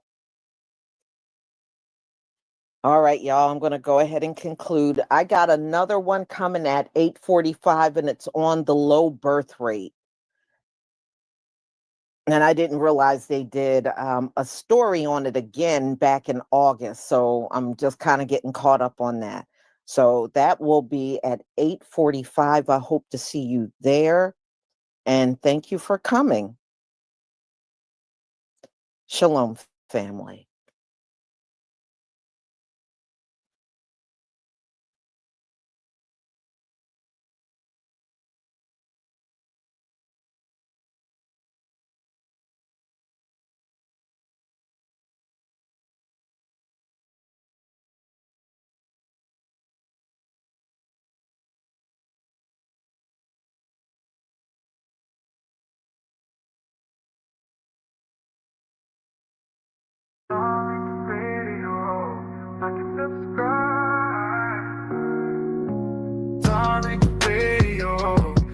Subscribe.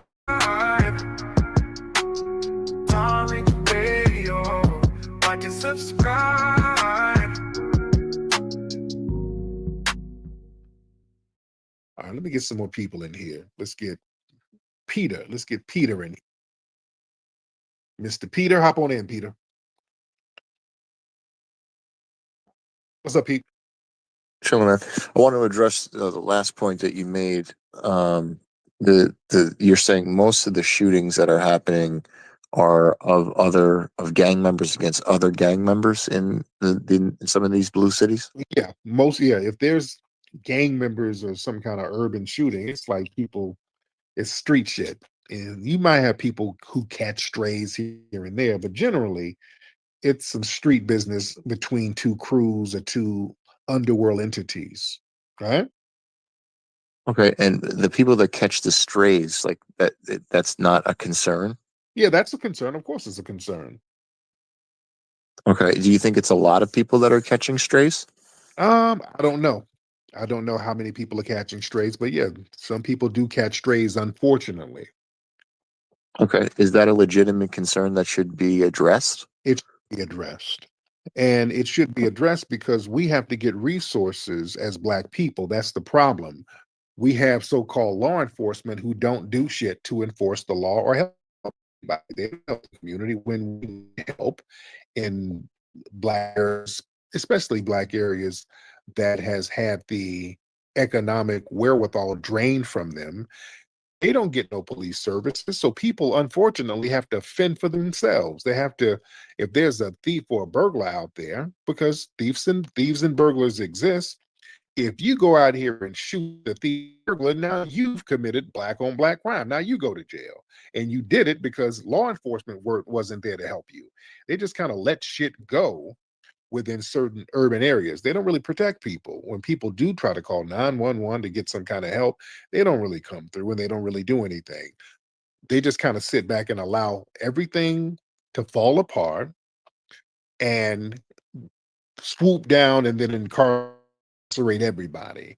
So if there was more federal funding that went to these cities, like you're saying, then we would see a reduction of this violence, correct? No, what we would see is what we would need is resources given to the Black community itself so that we have our own policing. That's the problem. If we were policing these things ourselves, just like the Native American tribes, they have their own sovereign police agencies, the crime would go away overnight. We could handle this stuff. The problem is nobody has the resources to just patrol the areas, to go in and mediate. You have organizations in Chicago and Detroit where you have people who are, what's the name of the group? There's an organization, I cannot think of the name of them, but they would do like the Guardian Angels in New York. No, those are clowns. Absolutely not. No, those are okay. Well, I'm using it as an example. You're saying there's a group that's like that is for the community, just to do stuff like that, or called these something. I can't think of the name, but they go in and they would kind of they would monitor the neighborhood to see who's beefing, and they would kind of go in and just go to different sides and kind of get in between and mediate. They would go to these communities and say, hey, man, I heard you beefing with such and such. Y'all need to sit down. Let's not go to some gunplay. And I think they were very effective. Where are my Chicago people? Do y'all know the name of them? I forgot their names. Hold on, because I don't want to miss their names. Where are my Chicago? we got to get Mark Carter in here. He would know. But so just a little quick question. So while you find that name, called New Era Detroit. Okay, I know about New Era Detroit. I know about them, but there's one in Chicago. There's another one in Chicago. Let me get Grimes out. I'm nice on the tip of my tongue. Thank you. That I know about New Era Detroit. Yeah, they go in the neighborhoods and kind of monitor and make sure everything is good. Grimes, what's the organization in Chicago? What's up, Tariq? If I got it correct, I think it's the ECCSC by Tyrone Muhammad, the ex-consul for Community and Social Change. Okay, I know Tyrone is my guy. That's my guy. But that's he's a good guy. That's one, but there's another one too. But yeah, I know Tyrone. So yeah, we got brothers and sisters, boots on the ground out here in these neighborhoods with very limited resources, trying to thwart some of these beefs that's going on so things don't get crazy. They need the proper resources. We got a lot of people who want to get out here and intervene and make things happen and make sure everybody's good, but they just got to get the right resources. We don't need to give a gazillion dollars to the police and all they do is get militarized weapons so they can just round up everybody. They're not trying to stop any kind of beefs or anything going on. But Tariq, look, let's take Chicago as an example, right? Brandon Johnson, how much money did he blow on illegal immigrants in the last year and a half, 2 years? Oh yeah, he blew a lot, and the community was very upset with him. Right. So I don't understand. Is the community? Do you think the community will learn that and pivot to someone who would support an initiative, like you said, and give more money to these local lineage-based groups that can then police the community and calm down some of the tensions? Right. And the problem is when we start talking about forms of reparation for us, we get a bunch of goddamn pushback from everybody. But wait, let's not even go into reparations. Let's just go about them. Let's pick through the Chicago budget, right?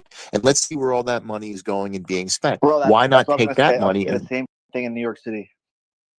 Why not take that money and reallocate it to what you're talking about if it's going to have such a profound effect on crime? If that's all we need to do, the money's already there. What is the budget for Chicago right now? It's got to be in the 50 to something billion amount every single year. I know in Jersey it's like 57 or 60 something $billion. So I can imagine just in Chicago it's got to be through the roof as well. Why don't we pick through that with a fine-tooth comb and reallocate it to these groups that you're talking about? Then we should see a massive reduction, correct? Right, and this is what we're saying. And brothers and sisters in Chicago are saying that. They would go to these community town hall meetings saying, hey, we, the community, we need these resources you're giving to the immigrants. And they get shouted down in the media. They're on point with the immigrants. The big money donors, they're on point with the immigrants. So it's like David and Goliath. So the grassroots, they are saying that we need these resources allocated to these communities. So it's a big fight. Yeah, I agree. I hear you. But when was the last time a Republican ran Chicago? I don't know. What does that have to do with anything? It has to do with the money going to the right sources to maybe to the groups that you're talking about. If you just keep doing the same thing with the same groups and electing the same people, you're going to get the same results. Why don't Republicans talking about the Republicans are trying to show out for the white supremacists? They're like, okay, we're just gonna put the National Guard down there and just have them smash down on everybody. That's not going to help anything. That's a waste of money. You're going to spend millions of dollars a day just to have the National Guard stand basically people parking tickets. That's not. It's better to spend illegal. If you're going to throw the money out of the window, just throw it out the damn window. If we're not going to benefit from it, no, that's not a good choice for us. But why are people, Black people specifically, asking and happy for the National Guard to come in there? No, they're not. Those are nobody in Chicago. No Black person in Chicago is calling for it. Those are, you get a couple of cherry picked people who say, okay, yeah, send them on in. Most people are not cool with the National Guard coming in. They're not cool. Do you know Mark Carter? I don't know him, but most people are not cool with that. I know most people in Chicago are not cool with that because it's not going to help. Okay, so the reports we've seen of people in D.C. saying they were happy with them coming in and cleaning things up, and it's been as clean as they've ever known it to be. Those are all false. So those are just a few people. That's a lie. Most of the people in D.C. are running the National Guard off the block. They're telling them to get the hell out of here. What has the National Guard done out there? They haven't done anything. They haven't cleaned. I know there hasn't been a murder in weeks for the first time in decades. I know that from reporting, unless that's a lie too. I don't know. It could be legitimate. It could be a lie. The media lies so much you don't know what to believe. So it could be. How did they stop the murders? Presence. Okay, so you're going to spend millions of dollars a day to stand around to prevent murder? That's not how you do it. You're going to run out of money. You can't. Well, I mean, at the end of the day, you have to shake the tree, right? If you shake the tree and you bring some money and have a permanent solution.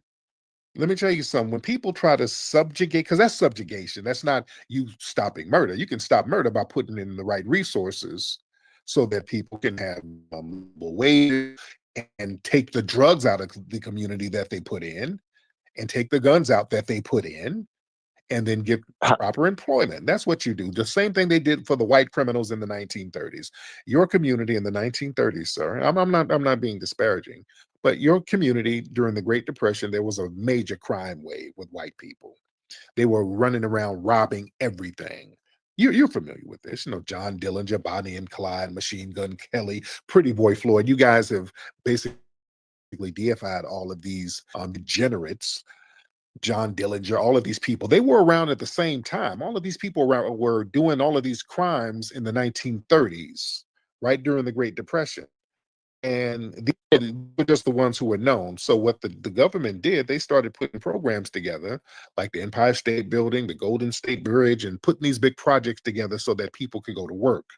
You give people jobs, they'll stop all the criminality. They know that. All right? Tariq, I got one point, Peter. I agree with what you said. Hold on a second. So Tariq, I think all crime comes down to narcotics. If you eliminate narcotics, meaning that you legalize them, you don't have any pretext for people to go and search people, stop them, and go and stick and look up their rear end and bother them. So if you have it and you regulate it, then you basically eliminate the crime.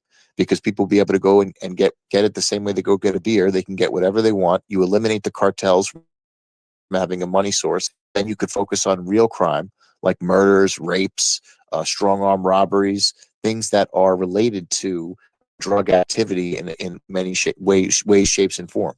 So would you agree with the legalization of narcotics? No, that has nothing to do with it, because a lot of people are not on drugs and there's still crime in certain areas.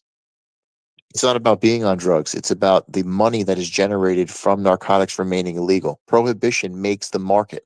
When you eliminate the prohibition, you don't have the market anymore. You don't have the judges getting paid off. You don't have the prosecutors. You don't have the whole system that's developed, an ancillary system like the pickaxes during the gold rush. You've eliminated those markets now because you don't have the ability to go in for all these different crimes. They're not happening. No, sir. There's different types of crimes. Every crime isn't drug related. Any type of area that has economic deprivation, people will come up with creative ways to make money. What would it be if there's no drugs to sell? What would the next thing to be? You got all types of crimes out here. Back in the 90s, they had credit card crimes. They also had carjacking crimes. They also had car accident hustles. That was a hustle that people had. They would deliberately get into car accidents and then insurance fraud. Right. It was a big old insurance scam. So people get creative with the cons and the scams, even with immigrants. When the immigrants come over here, their scam is to fake a fight or fake like they had a crime committed against them so they can get a U visa. So people are very creative with crimes. It doesn't have to be drugs. There's all types of stuff where you can get money. Let me get my brother Marcel Dixon in here. Marcel, what's up, brother? Good. How are you? I'm good, brother. Now listen to Peter, brother Marcel. What is he talking about? I wanted to ask Peter, and I'm guessing Dirt is going to probably have some of the same talking points as Peter. I don't want to, make the conversation heightened, but I do want to. I find it interesting that a lot of white people and people who are not Black American, not foundational Black American, they care about Black violence, but they never care enough to do reparations. That's what I never understand. They'll talk about any and all solutions except reparations. They never want to acknowledge that let me be very clear, according to the FBI, and I argue with a lot of white supremacists all the time here on Twitter, none of them have ever been able to disprove it because it's true. There has never been 1 year in recorded FBI data, and it's important to note that FBI just records arrests. It doesn't even record convictions. Of course, we're over arrested, but even with that being the case, there has not been 1 year where the Black violent crime rate or arrest for violent crime among Black people, which includes people who are not foundational Black American, has exceeded 1% of our population. Not 1 year. So I just find it funny when they try to make it seem like the violent people who are in every community is somehow representative of our own community. The other thing I want to bring up is if a person is truly concerned about stopping crime, then you will be concerned about stopping crime irrespective of the person who's committing the crime. You wouldn't care if it's a white person, an Asian person, or whomever. You would just want crime to stop. Well, among these white supremacists who think they're supreme, they are always hyper-focused on crime when it's committed by a Black person. When it's committed by a white person, such as a person who shot up a school, such as a shooting that happened over there in Maryland, which the details are murky about what took place, such as this assassination or this shooting of Charlie Kirk. He wasn't really assassinated because he wasn't really a politician, such as the attempted assassinations on Trump. It always becomes a mental health issue or a political issue. They never make that a race issue. I also want to bring up, when it comes to death by guns or gun violence, most gun deaths are suicides, and 60 to 70% of the suicides are done by white men. The remaining acts of gun deaths are usually accidentals and police shootings. Homicides, while they are severe, make up a very small percentage of crime overall. I think like 0.20% of all crime are homicides. So I just get a little irritated when I hear people act as if homicides is representative of the day-to-day experience among Black Americans when it happens in all communities. But if you really want to stop violent crime in the Black community, then do reparations. That's the solution right there. You should be on the front lines fighting for reparations. And I land there, Tariq. Man, very. I'm actually not against reparations. I go to Lloyd Kelly's space. He talks about 5 different questions to get to reparations. I just don't understand, and the what needs to be worked out is the funding mechanism for the number that is to be paid out. I also would caution to say just by throwing money at a problem doesn't mean it's going to solve an issue, right? If you look at people who win the lottery, they typically have major issues. Give me a second here. I'm gonna give you an example where reparations don't always go well. So in Arizona, like the Navajo Nation, like we're still paying them so much money indefinitely. If they graduate high school, we're buying them a truck. Like that's for indefinite. That's basically reparations. That should be going to you guys or across the board. Like that's still there. I don't think a lot of Black community realizes that that's still all those Indian nations on those reservations are getting so much support. That's basically the reparations that you're talking about. But like, I mean, that's a big point right there. That I mean, we should cut that off and put that in across the board, like you're saying. Yeah, and I've been out there to Arizona. I've been to the Navajos reservation. They got big money out there. They got nice stuff.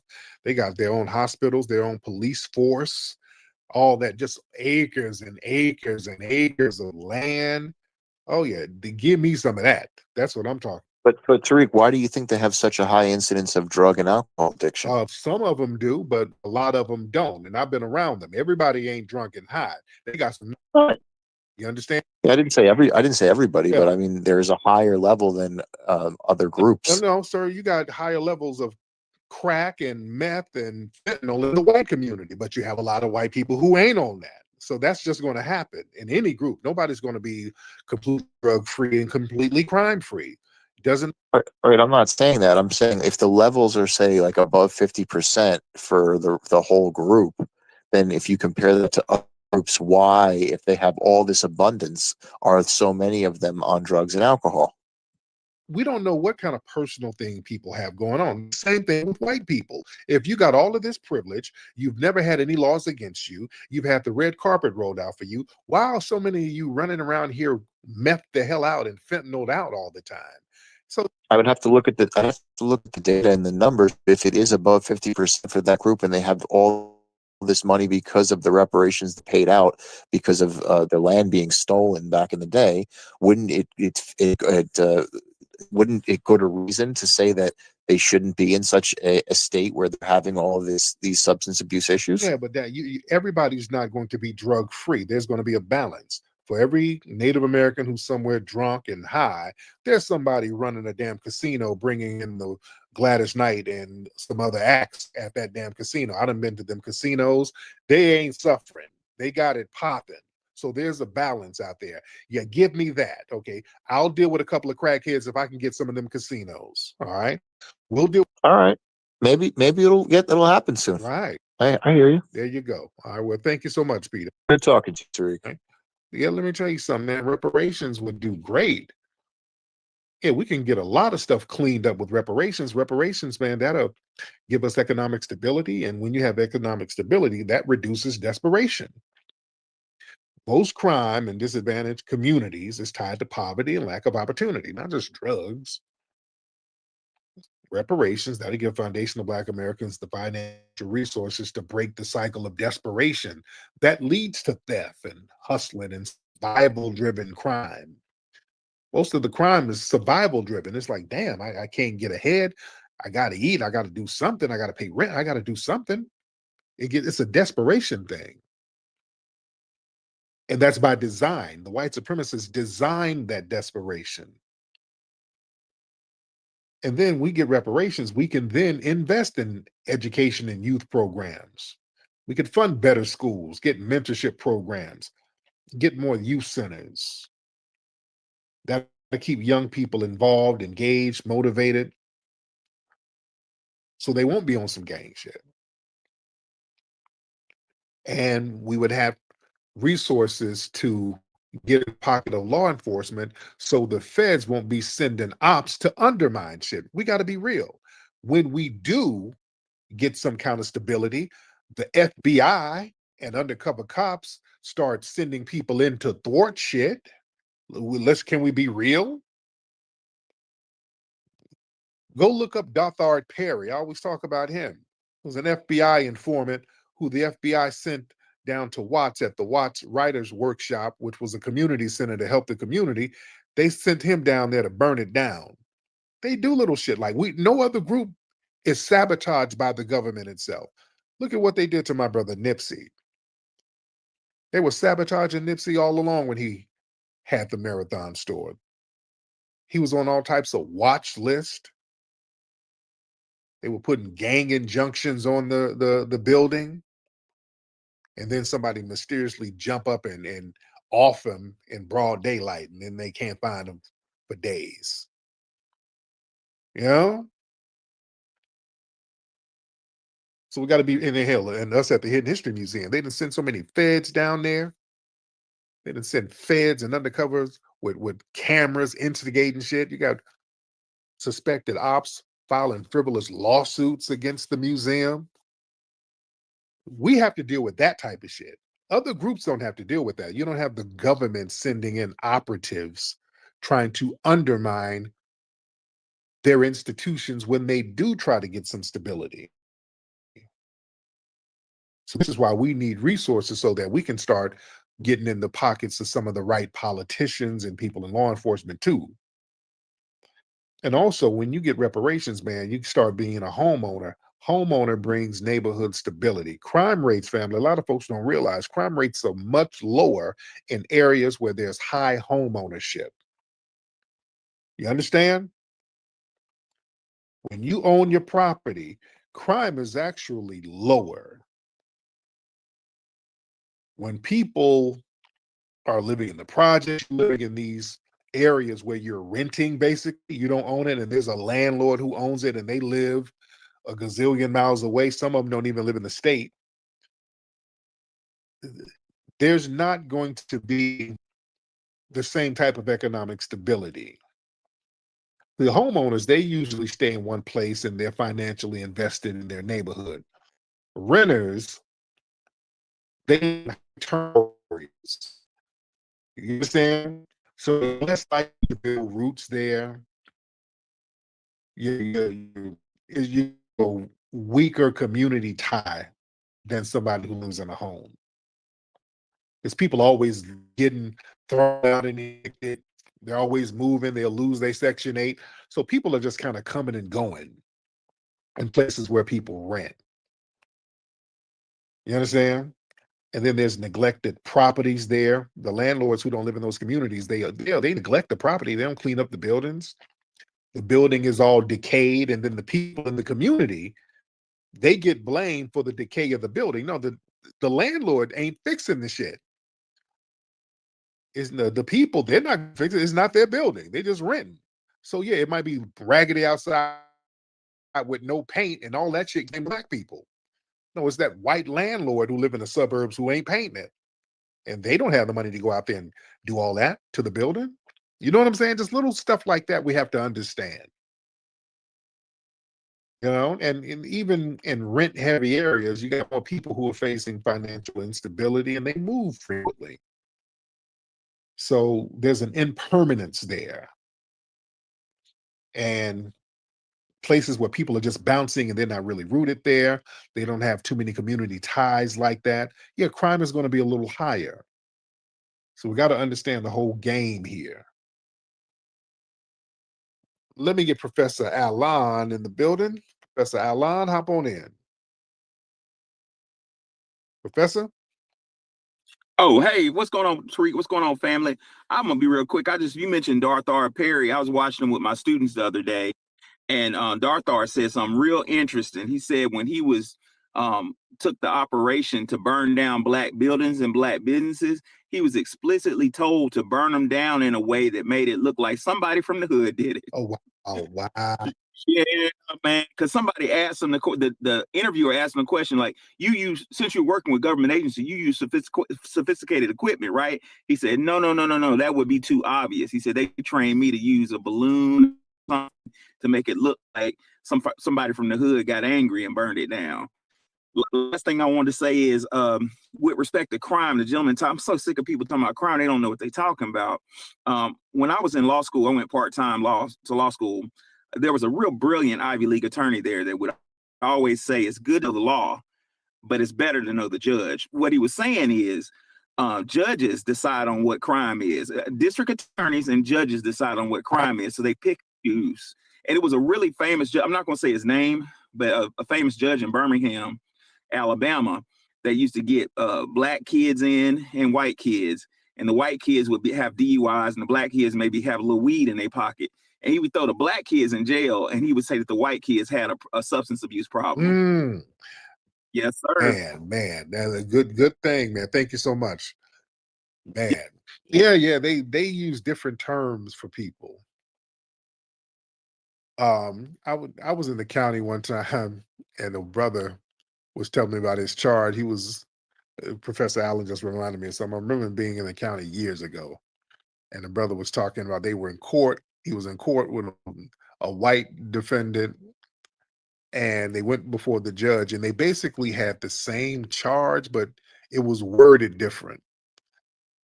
So the white boy, they were both drunk. So the white boy, his offense was disposition of liquor, DOL.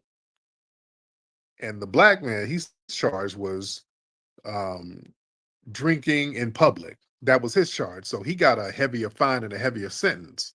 And he was like, listen, I got a DIP and the white boy got a DOL. So he's a doll and I'm a dip. What the hell? It's the same shit. He's like, he's a doll and I'm a dip. And I always remembered that. I learned from a young age how they would give people different charges for the same thing, but one charge has less of a sentence. They pick and choose how they administer punishment based on race. I can dig it. I'm on my way. Where you going, Root Work Jones? There's some musty suckers on the streets. I got to go handle that. I got to split, baby. Can you dig it? When you need to clean the stank off the streets, you don't call your mama, you call Rootwork Jones. Rootwork Jones is a stone cold dude that keeps the stanky suckers shaking in their boots. Listen up, chumps. I'm looking for Dolomus. Can you dig it? Rootwork Jones is getting down to the nitty gritty, taking on the mustiest sucker in the city. Dolomus and staying good and musty is my game. Where is Rootwork Jones? This is a super soul brother getting rid of the stank. And you can for sure take that to the bank. Take that, you musty jive turkeys. When Rootwork Jones is not dealing with drama, he finds time to deal with foxy mamas. Why don't you come on over here and give me some of that root work, sugar? Rootwork Jones. He's bold. He's keeping the sucker musty mad. Rootwork Jones coming to a theater near you. Go to rootworkstar.com.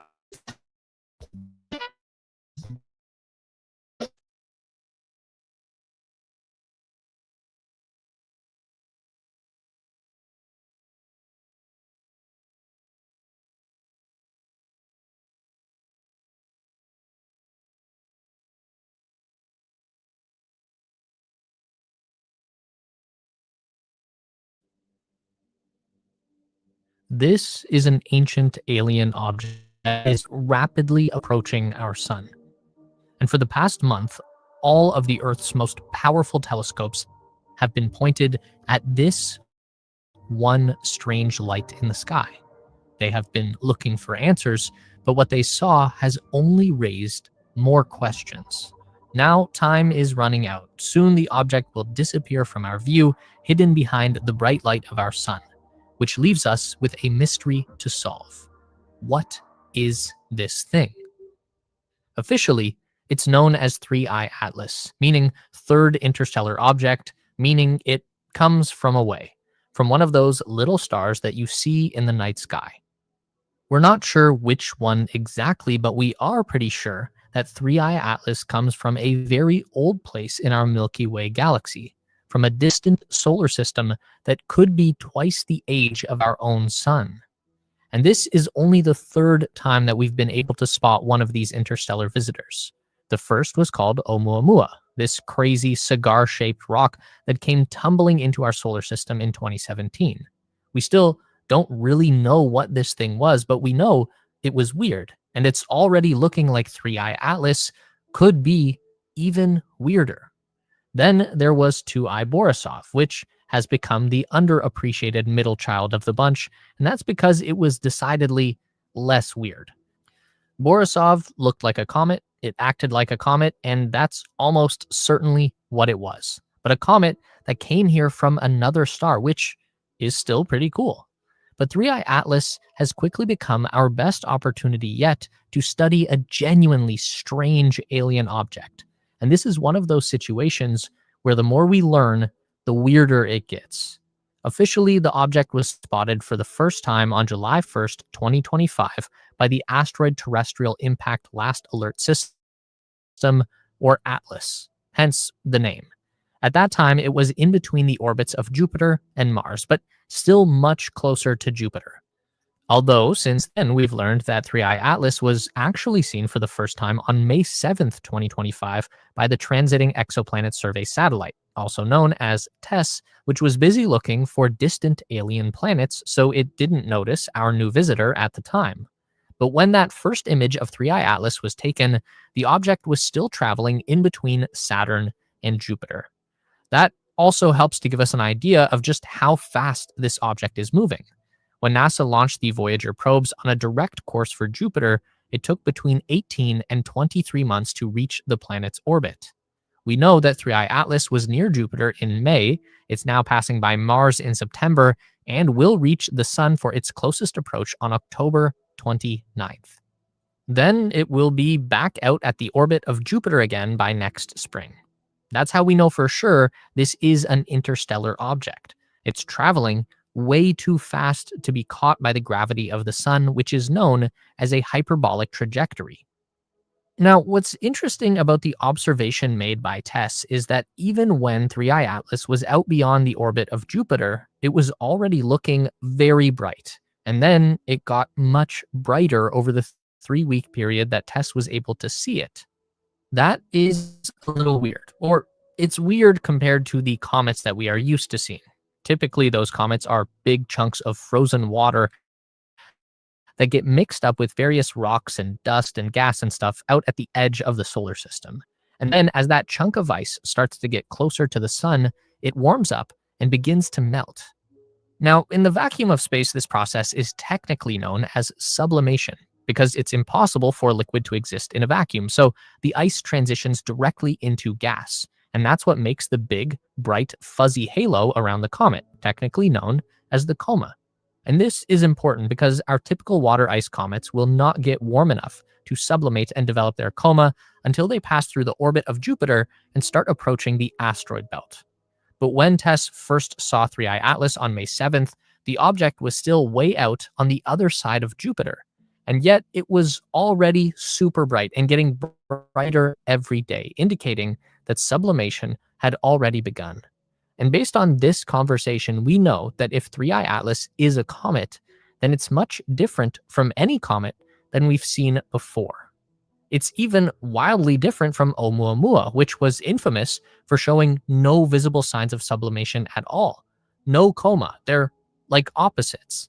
And it's also different from 2I Borisov, because Borisov did all of the usual things that we would expect a comet to do. So it was strange in how familiar it behaved for something so unusual. But as we continued to observe the approach of 3I Atlas over July and August, it kept getting weirder. The coma around the object began to form a tail, which is normal for a comet, but the one around 3I Atlas started growing in the wrong direction. It was pointed towards the sun. We know that the sun is the primary source of light, heat, and energy in our solar system, but we also have to think of the sun like a big fan. It's constantly blowing out solar wind, and this is typically what shapes the tail of a comet. The solar wind blows back the rapidly expanding cloud of gas and dust around the chunk of ice to create a long trail. It's like when a dog sticks their head out the window of a car and air pushes their face back. It's adorable. Now, try and imagine if the dog stuck their head out and their face stretched forward instead. That wouldn't make any sense, right? And that's why people were kind of baffled when it started to look like the tail of 3I Atlas was forming in the direction of the sun against the solar wind. These are just some of the many questions that astronomers were trying to answer when they made the decision to point the world's most powerful space telescopes directly at 3I Atlas. That includes Hubble, James Webb, Sphere X, which is this crazy cone-shaped satellite that studies the origins of the universe, and TESS was also brought back in to take a second look at 3I Atlas as well. It was NASA's most advanced observatory that was able to provide the best insight so far into what 3I Atlas actually is, and again, we have some answers, but also new questions as well. The biggest finding was that the coma surrounding 3I Atlas is made almost entirely of carbon dioxide, which means that this object is not a big chunk of water ice like the comets that we are used to seeing, although it does contain some water, but the ratio of CO2 to H2O is measured at 8:1, which basically means there is 16 times more CO2 in this object than what you would expect to see in an average comet. And the cloud of CO2 around the object is now thought to be gigantic, with a radius of up to 300,000 kilometers. That's almost half the size of the sun. It's way bigger than what we anticipated based on those first observations in July, and that's also got observers thinking that the solid object at the center of the cloud might be a lot bigger than expected as well. At first, we thought that the core of 3I Atlas might be up to 20 kilometers wide. Then that was tempered down to maybe 11 kilometers, but now based on these new observations, it's thought that the actual size could be as big as 46 kilometers across. That's big, but it's not huge. We have found comets in our own solar system with cores over 100 kilometers wide. But the massive amount of CO2 compared to the small amount of water is something we've never seen before. It's basically the opposite halo of a comet. It tells us that this object was created in a star system that has very different raw materials to our own. The ratios are all wrong, which is what makes 3I Atlas so genuinely alien in nature. But was it made by aliens? There was another bizarre discovery this summer during an observation of 3I Atlas by the Very Large Telescope in Chile. Yeah, that's the actual name. It's really big. Anyway, the VLT was able to detect the presence of nickel metal in the coma of 3I Atlas, but it was not able to detect any trace of iron metal. Confused? Good. Iron and nickel are natural partners. They are the most abundant heavy metals in the known universe, and that's because they are forged in the hearts of dying stars and then blasted out into space by the power of supernova explosions. It's epic. And because of this, iron and nickel are always found together in cosmic places like asteroids, moons, and planet cores. The only time we ever see nickel on its own is when we, as in humans, purposely separate the two metals in an industrial process.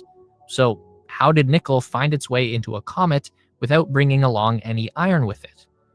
Good question. We don't know. It's pretty weird. So, of course, that brings us around to everyone's favorite explanation: aliens. There is no shortage of theories out there about what kind of artificial spacecraft we might be looking at. And in fairness to those theorists, it's not like they're just making stuff up. All that they do is take the known data to a slightly more speculative interpretation. For example, we know that 3I Atlas got brighter as it passed by Jupiter. Yes, it was getting closer to the sun, but that doesn't account for anywhere near the amount of brightness that was added. So this could be explained by early sublimation due to the object's unusually high CO2 content, or it could be an alien space probe that started switching its lights on. We've also seen the theory put out there that the object is surrounded by a cloud of CO2 because it's a giant spaceship full of living organisms that are breathing out CO2 just like we do, and they are venting the waste produced into space. I've even heard it said that 3I Atlas might be a giant living organism itself, and it's consuming dust and gas as it moves through the solar system and releasing CO2 as an organic byproduct. And the cool thing is that as of right now, no one can say with 100% certainty that this is not true. It's probably not, but same thing with the nickel metal. No one can say for sure what's going on with that finding. So you can't say definitively that it's not an artificially constructed alien spacecraft. Again, it's probably not, but... And this is why scientists and astronomers are quickly trying to learn as much about 3I Atlas as they can in the small window of time that we have available. We have an opportunity to get a photograph of this object as it passes close by the planet Mars in early October, coming within about 28 million kilometers, which is still pretty far, but it's close enough for 2 European Mars orbiters to get a decent look. The European Space Agency will use both the Mars Express ExoMars Trace Gas Orbiter to observe 3I Atlas using high-resolution cameras and color imaging systems. Now, it's not like we'll get a beautiful close-up or anything. There should be just enough resolution to distinguish between the cloud of gas surrounding the object and whatever is at the center of that cloud. So we could maybe get an idea about what the shape of the object actually is. And then by late October, from our point of view on Earth, 3I Atlas will pass behind the sun, and we won't be able to see it again until December, at which point it'll be on the way out of the solar system again. But we'll get one last chance. On March 16th, 2026, 3I Atlas will fly past Jupiter at a distance of 53 million kilometers. Still pretty far away, but we do have one active probe out there in the orbit of Jupiter. It's called Juno. It's an older spacecraft. It's been at the Jupiter system since 2016, and the end of the probe's scientific mission is actually scheduled for September 2025. NASA was planning to just crash the probe into Jupiter to dispose of it and see what happens along the way, but another potential end-of-life mission could be to try and intercept 3I Atlas on its way out of the solar system. So as weird as it's been studying this object so far, we are not done with it yet. There's still a lot to learn. We will get answers. We'll probably also get just as many new questions. And that is what makes this all so fun.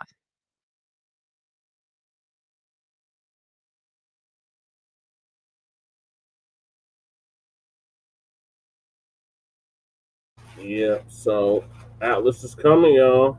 Supposed to be here by Halloween. They said the exact date. It's supposed to come to the Earth or around the Earth. It's October 20th. 9 minutes. 20 rounds. One's office clarified just under an hour ago as Denver 7 and the Evergreen community push for answers in the shooting that hurt 2 high school students. Lady Chase says hi.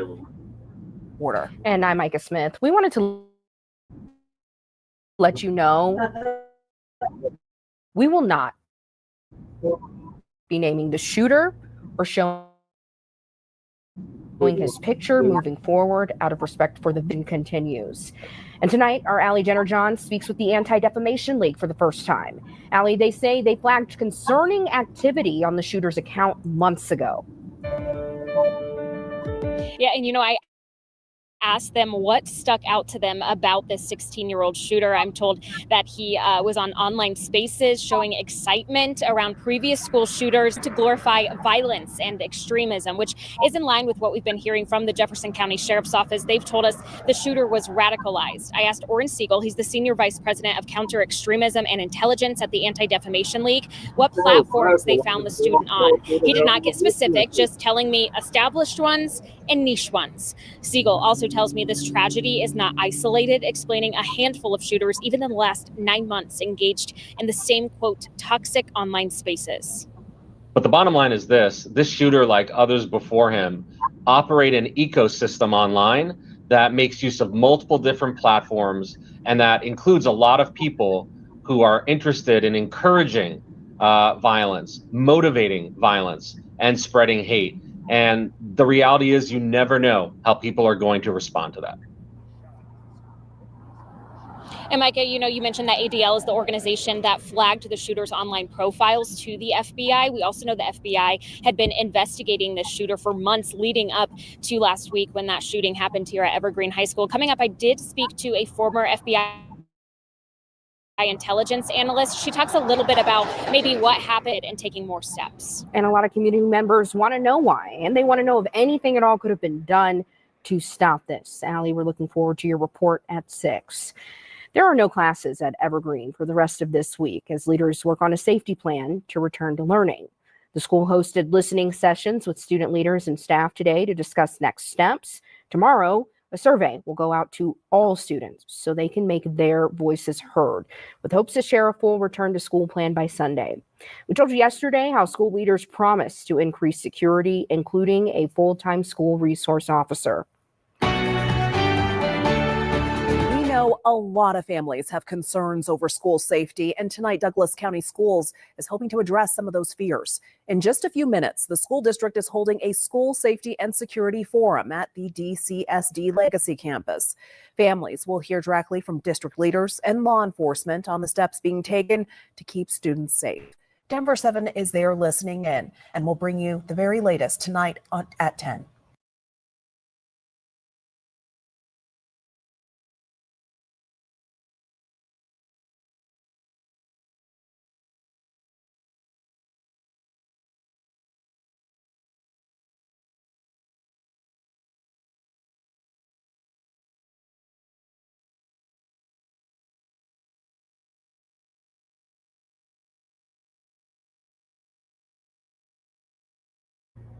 Yeah, so they won't tell us who he was radicalized by, but I got a good guess.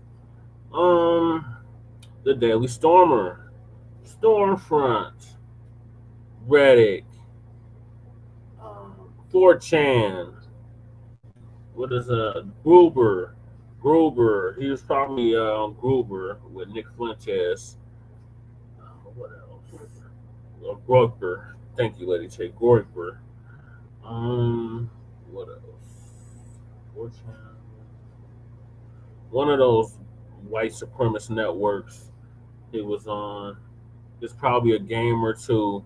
You know, Muggs be racist as hell on them games too. If Kahari's still in here, he can definitely attest to that. Yeah, so we'll keep y'all updated. They keep talking about, oh, they're not gonna show his picture no more and all this shit. And I'm like, if he was black, y'all still be showing his goddamn picture. Talking about out of respect for the community, we're gonna stop showing his picture. Bitch. No, because they don't do us like that. They put our children right on the screen. They don't give a fuck. Like Shawahad Ali said, they don't care. They put our children right there on the screen. No matter how old they are, how young they are, put them right there on the screen. But now, this little white boy that want to pull a Columbine style shooting, oh, we can't show him no more. All right, so now we're down to the unhoused neighbor news, legal migrant news, and local Denver news. So in Denver news, it's budget time. You know what that means, Lady J? Well, I'm the one that coined the phrase, a city's budget is a measure of a city's values. So how much you put in these departments and these programs and services shows how much you care. And they decided that they were going to give the police even more money. Police getting like a fourth of the budget. That's contractual. They're giving the police $100 million more on top of what they was giving them last year. And they just gave them bastards a raise. So the next clips are about the budget. The punk ass mayor, the rich white boy from Aspen, who's down to get arrested for their illegals. He done put us in a $250 million shortfall. So next year, they not gonna have money for programs and services for the kids and for the unhoused. So it's gonna be a really clusterfuck. So I'm gonna play the video from the Denver 7 about the budget. We're getting our first look at Denver's proposed city budget for next year, and this comes after layoffs and hiring freezes were put in place in an effort to balance a major shortfall. Danielle at the mayor's presentation today and asked questions about some of the additional cuts. She joins us now in studio. Danielle, this budget has a lot to it. Yeah, Mike and Jessica, it's about 600 pages long. And today we got a closer look at what was cut and what was not, and what sort of wiggle room the mayor's office believes there is for any more changes.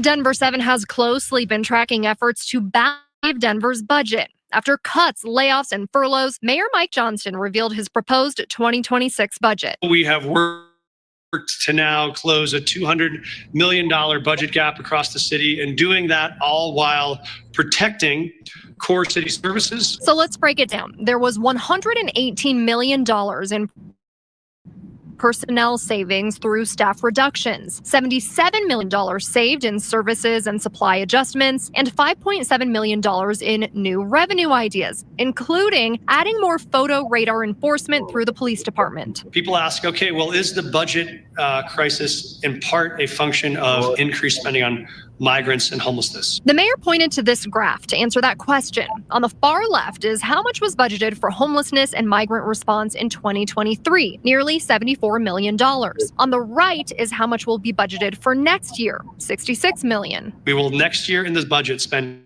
$8 million less on migrants and homelessness combined than we spent the year before I became mayor in 2023. Part of that reduction comes from cuts Denver's Department of Housing is set to make, including closing down hotels that have been run as city shelters. As you plan to eliminate all of the leased hotel shelters, how many people are currently living there, and what is the plan for them once those are closed? Thank you. Our plan is to transition all those folks out of those shelters into permanent housing. None of those folks will return to the street. They'll all go into permanent housing. We did that this year when we closed the Radisson, and and we successfully transitioned all those folks into permanent housing. So our focus will be to help them exit in the first quarter of 2026. That's about 130 people. Services that will not be cut include rec counters, trash, recycling, and composting, police officers, cold weather shelters, and city employee health and retirement benefits. The mayor also said this budget plans for exactly 0% growth next year, so he doesn't see any other layoffs or furloughs being necessary. The one he says is some of these cuts get shifted and departments that have already been trimmed are asked to cut even more. In the end, it will be up to City Council to approve this budget or not. Their budget hearings start a week from today. Well, some good news in terms of the services that won't be cut, but Danielle, we're already hearing from some department heads who are pretty upset about the mayor's proposed budget. Yeah, Micah, the city clerk and recorder's office are planning their own news conference to respond to this, criticizing proposed cuts to their department during what will be an election year. Clerk Paul Lopez released this statement today saying in part, quote, "This proposal will decimate election operations in Denver by forcing the closure of polling centers and ballot drop boxes in every part of the city, jeopardizing voter turnout in what is expected to be a high-profile midterm election cycle." The mayor was asked about these specific budget cuts today. Take a listen. Other departments, independents, and electeds worked collaboratively with us to try to reach a solution. They did not and insisted on demanding increases, which we couldn't meet in this budget. And so in this budget, you'll see a 5% reduction to them across the board that they can determine how they want to.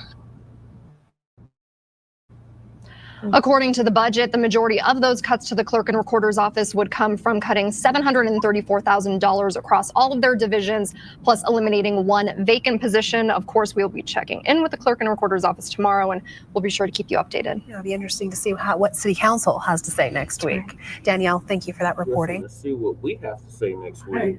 Right now. Here's what say something right now.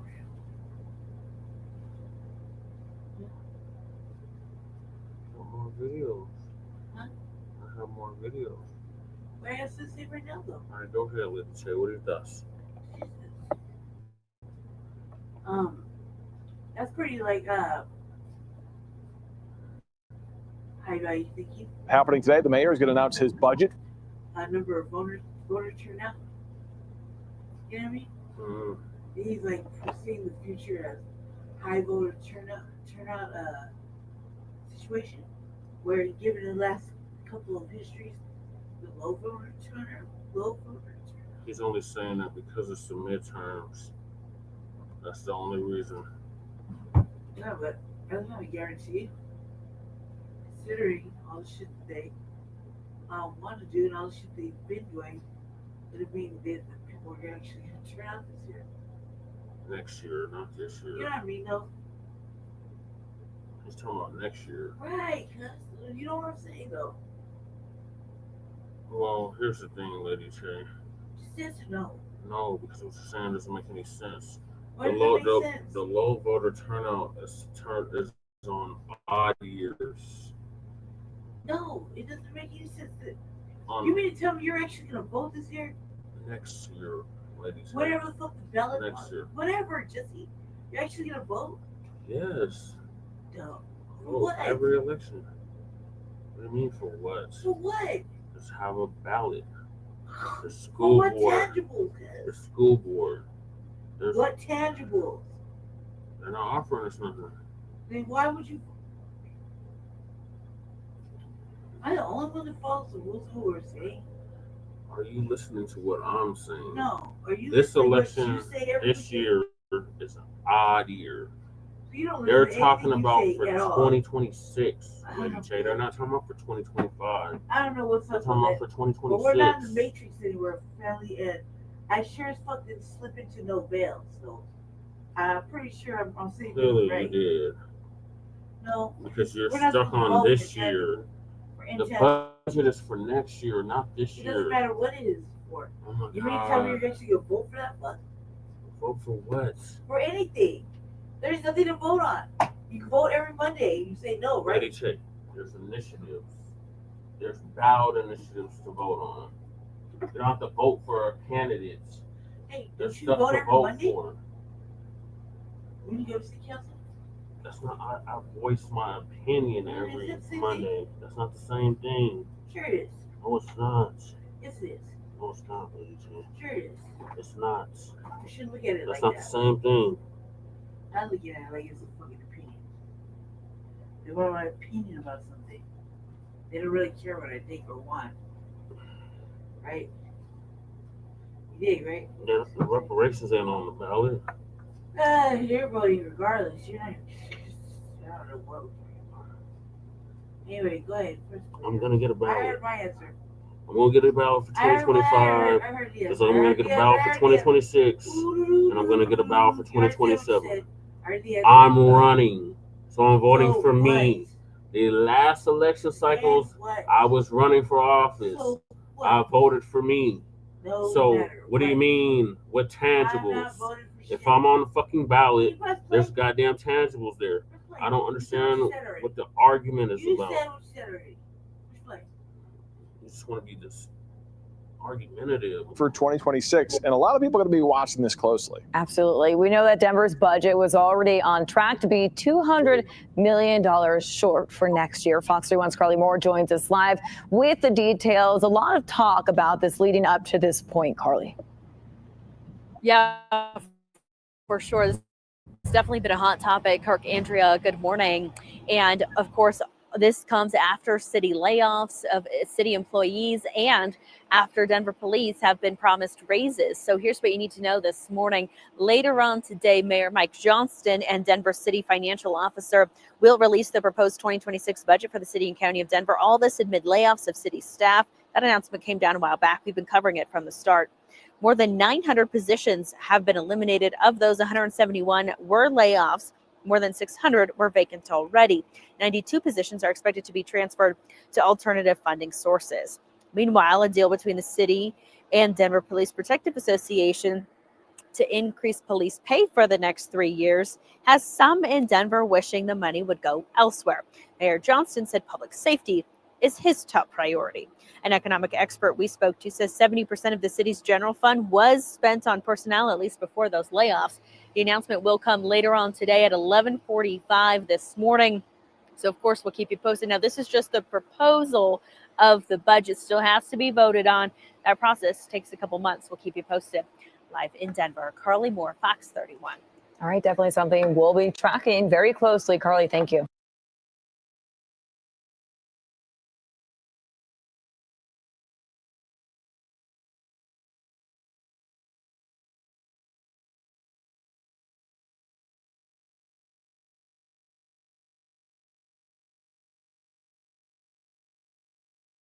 No new layoffs for City of Denver employees, but also no raises. Denver Mayor Mike Johnston announced next year's budget proposal today.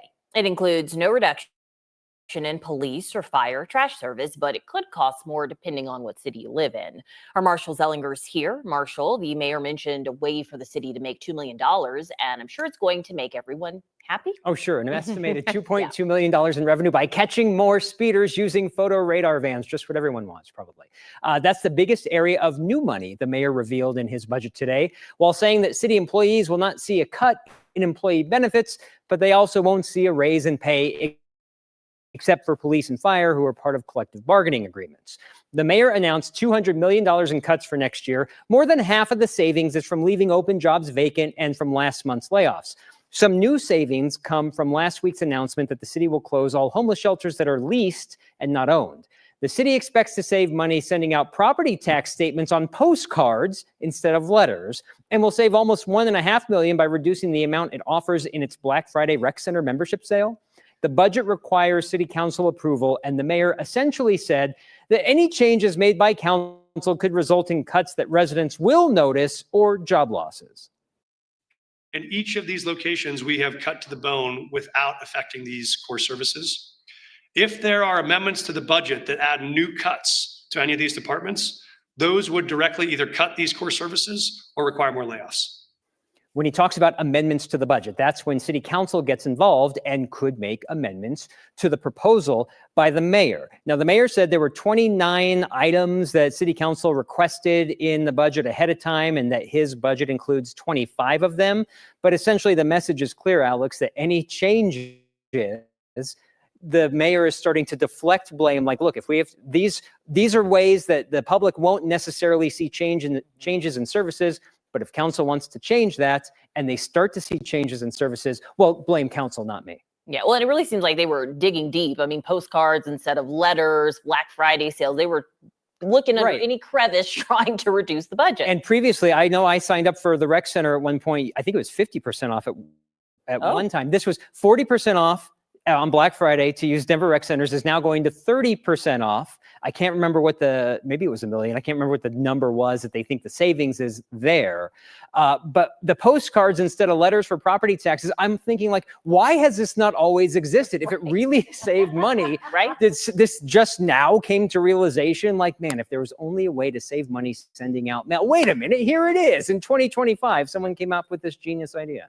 On a postcard. Marshall Zellinger, thank you. Yeah, this motherfucker Johnson. Bad news. Come to Denver, Tom Homan. ASAP.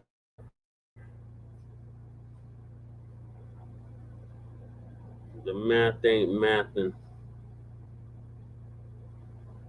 You spent all that goddamn money on damn illegals. Now we $250 million in the hole. After Denver's mayor unveiled his plan will impact the way you vote. Fox 31 political reporter Gabrielle Franklin explains why the Denver clerk and recorder says the dollars in the current plan are not enough. You know, the leader of Denver's elections division says that he needs more funding to carry out midterm elections next year. But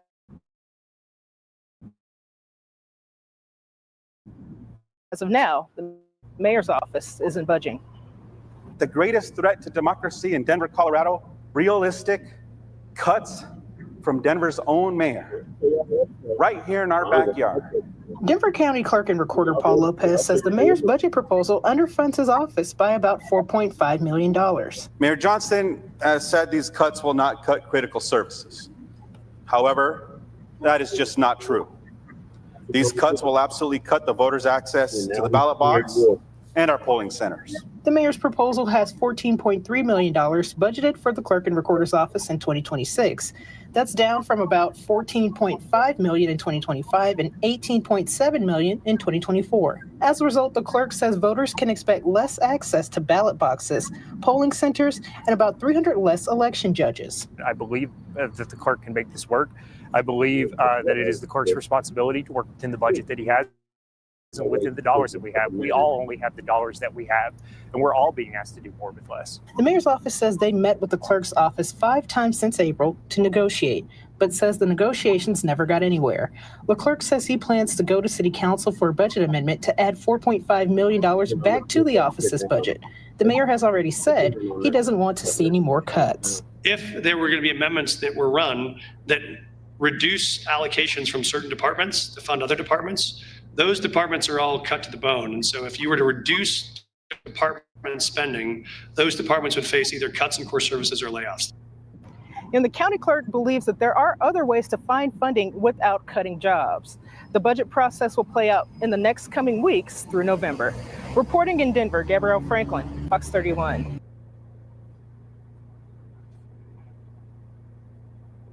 Another video, a press conference. Punk ass clerk and recorder explaining himself.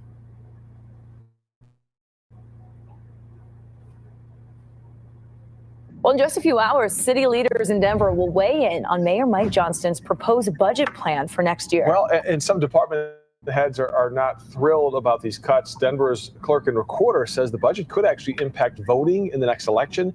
Lisa D'Souza, she is live this morning there downtown. Yeah, Lisa, do we know much about what the clerk and recorder's biggest concerns are specifically?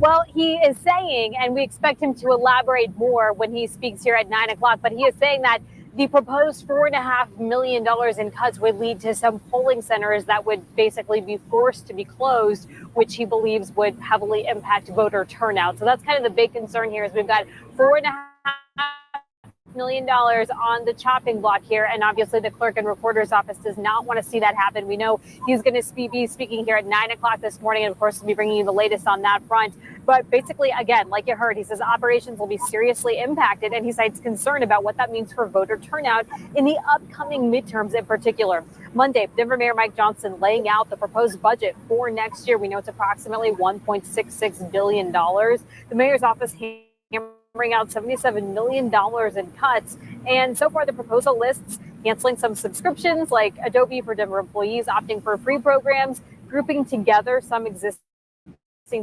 divisions.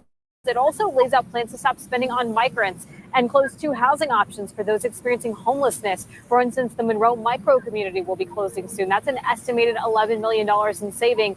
And then the Comfort Inn next year. For us, this is good progress in showing that the system we have is working, which is when we first opened these hotels, the purpose was to meet the overflow needs of getting folks off the street into transitional housing. The purpose was to steal our ideas. That was the purpose. You're still going down to unhoused sections for the unhoused. Yeah. You put the minors in there, you put them on something. Remember, he kicked the unhoused out and put the migrants in.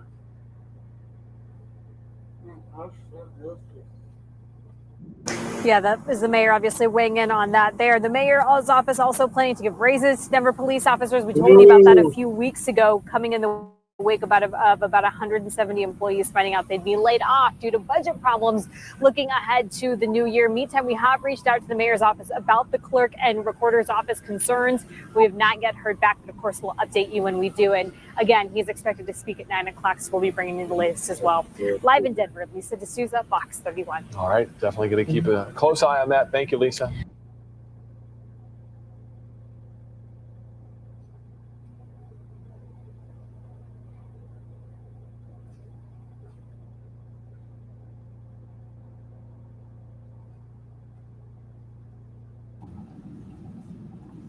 Let me be clear.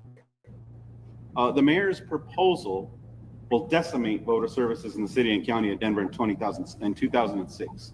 Say that again. You don't even know what year it is. I want to be absolutely clear that the mayor's proposal will decimate voter services in 2006. This will jeopardize turnout. You said it twice. It will disenfranchise voters, both in the 2026, the primary in 2026, which is a contested gubernatorial primary, and the general midterms, which don't have to explain how important those midterms are going to be and how high profile they will be in a year. Mayor Johnston has said these cuts will not cut critical services. However, that is just not true. These cuts will absolutely cut the voters' access to the ballot box and our polling centers. These are critical services. This is critical infrastructure in the city and county of Denver, especially during an election. His proposal underfunds my office by $4.5 million next year. What does that mean for elections? That means we have to reduce drop boxes and polling centers to the bare minimum required by state law. You all know, and by now, that Denver elections is the gold standard. Denver elections is a national model when it comes to access to the ballot box. There are a lot of different reasons for that. One of those is having 46 drop boxes, having multiple vote centers, and having the ability within 22 days to return your ballot through the mail.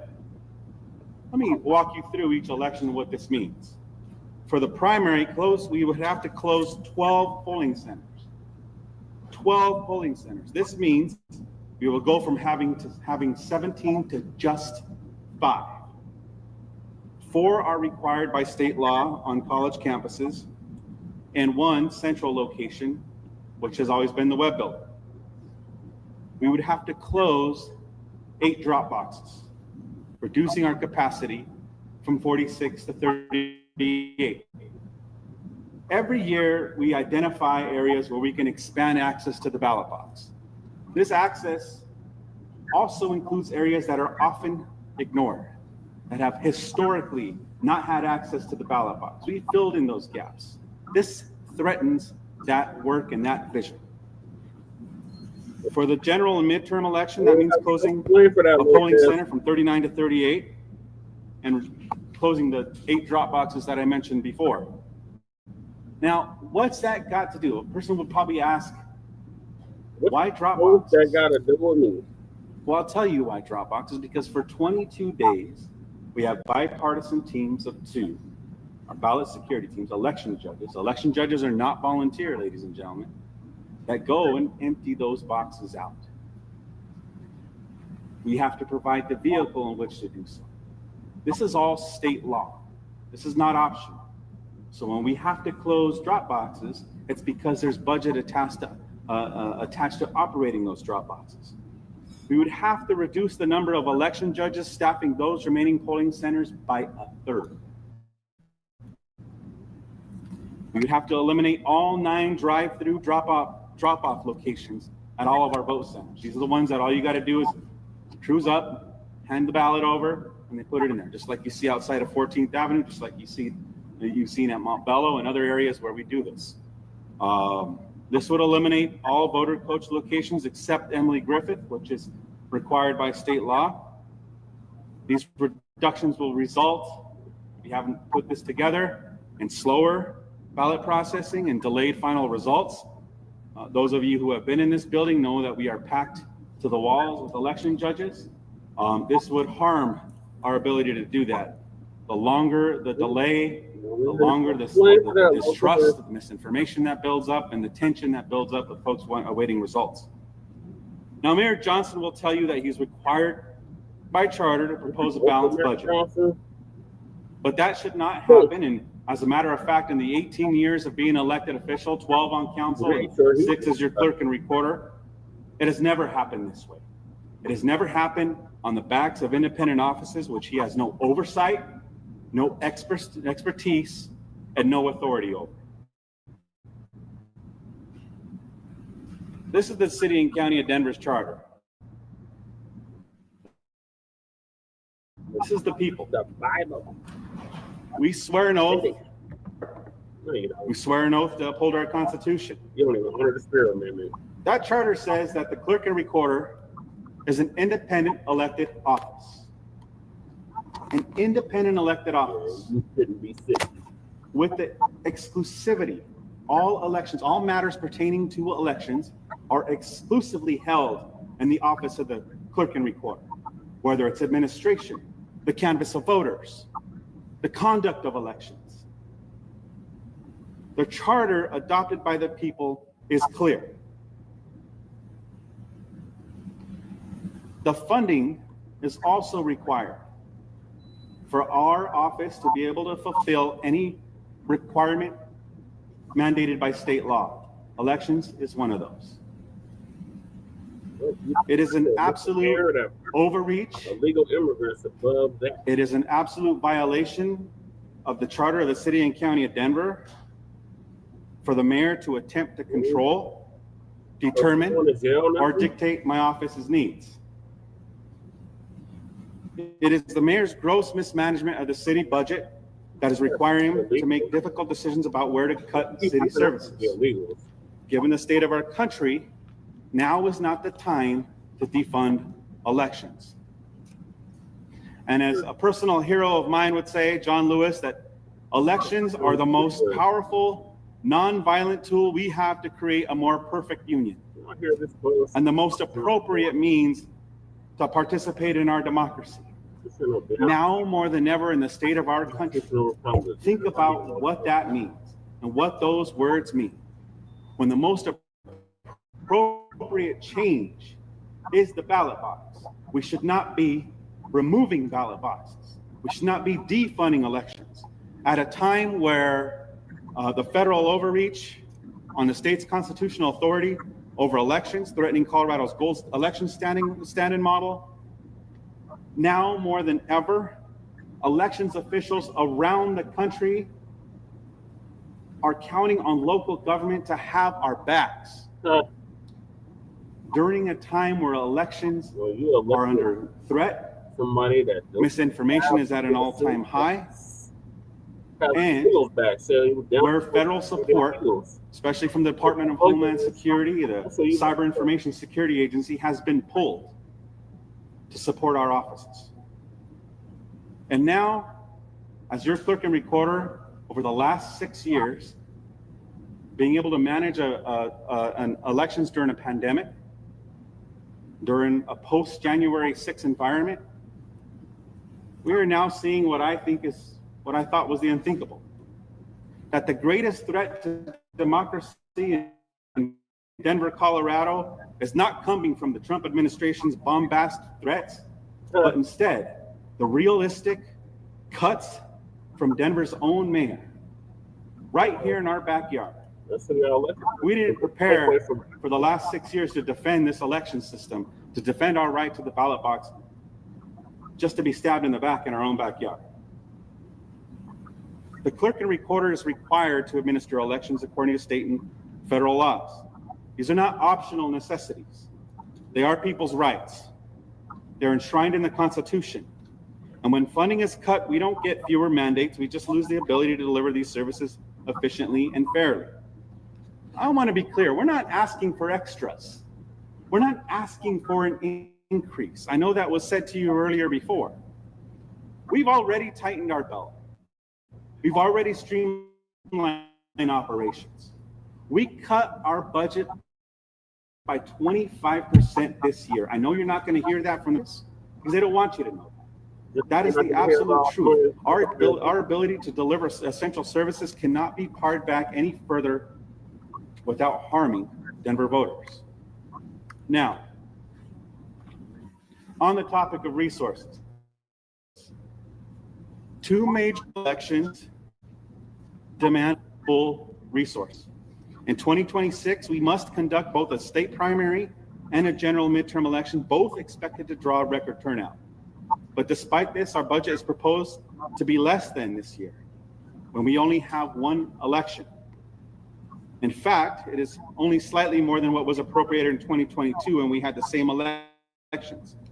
Despite a 9% increase in voters, 22% increase in the minimum wage, and more than 30% increase in the cost of print and mail ballots. We can't run a 2026 midterm gubernatorial primary and a midterm November election with 2022's budget. We simply can't do it. Ask any person in this state to run their budget and their family household with those numbers.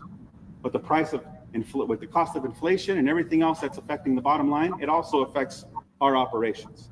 This should have been accounted for, and this is something that we have made clear to the mayor's office. 2 major elections demand those full resources, and we cannot run those elections with fewer. Fully funding the clerk and recorder's office is not about politics, not about disagreement. It's about protecting democracy in the most critical time in our country. We sincerely hope that the city council, who I know shares the same values, will support a budget amendment to ensure Denver voters continue to have the full access to the democratic process, especially at this critical time in our country's history. And I want to make something absolutely clear. I heard this yesterday, and I heard this on the mayor's town hall, and I heard this publicly. The mayor threatened city council with, if you so much as try to amend our budget, we're going to have to lay people off. That is absolutely untrue. And as an independent elected official and a former councilman, I find that as a slap in the face to the city council. I think it undermines their authority. It erodes what's in the charter. The city council is the body that the people have elected to make decisions on the budget, to appropriate the funds. They are the voice of the people. That should not be eroded. That should not be disregarded. That is something that is in the charter. It's how Denver runs. It is the checks and balances of government that we have to protect, not blur the lines of.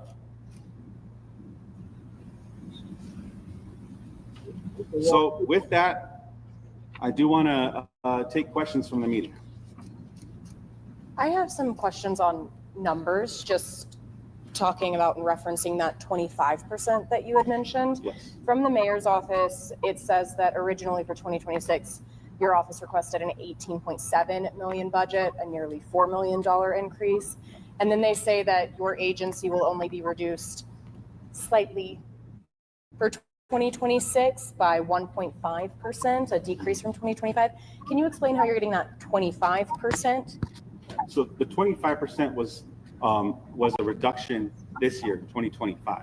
That's what we've reduced. We cut services, or we didn't cut services. We cut our budget. We were able to identify savings because this year, in 2025, we only have one election, which is coming up in November, on November 4th. Make sure you're registered to vote. That's the only reason why we were able to actually give money to help with the city or the city's budget. We did that, cut 25% this year. That includes nearly $1 million in a one-time savings. That includes holding vacant positions vacant. We've identified that money this year so that we wouldn't have to cut this next year. The other part of that is they're simply what the costs are. If the clerk and recorder, and the charter says that the clerk and recorder determines that the budget necessary is 8.7 million, then we are obligated as a city to make sure that happens. That's enshrined in the charter. Those are the powers that were voted on by the people to ensure that elections are continued to be funded, they continue to be operated, or continue to operate with, regardless of who's elected into the mayor's office or even the city council. Yes. In the context of layoffs, can you speak to the specific number of election judges, et cetera, that you will not be able to hire, like full human count if this goes through? It's about a third. And if you looked at the presidential election last year, we just had just under 1,000, right? So we would be reducing that by almost a third. So yeah, it's about 300-ish. Yeah. So there would be layoffs as a result. They're not layoffs. We just wouldn't them. hire the 300 extra, or not the 300 necessary election judges that we typically do. Election judges are not volunteers. Election judges are paid. They're paid by the city and county of Denver a minimum wage. This would decimate that. This will bring us all the way down. That's where we get the worry that this would increase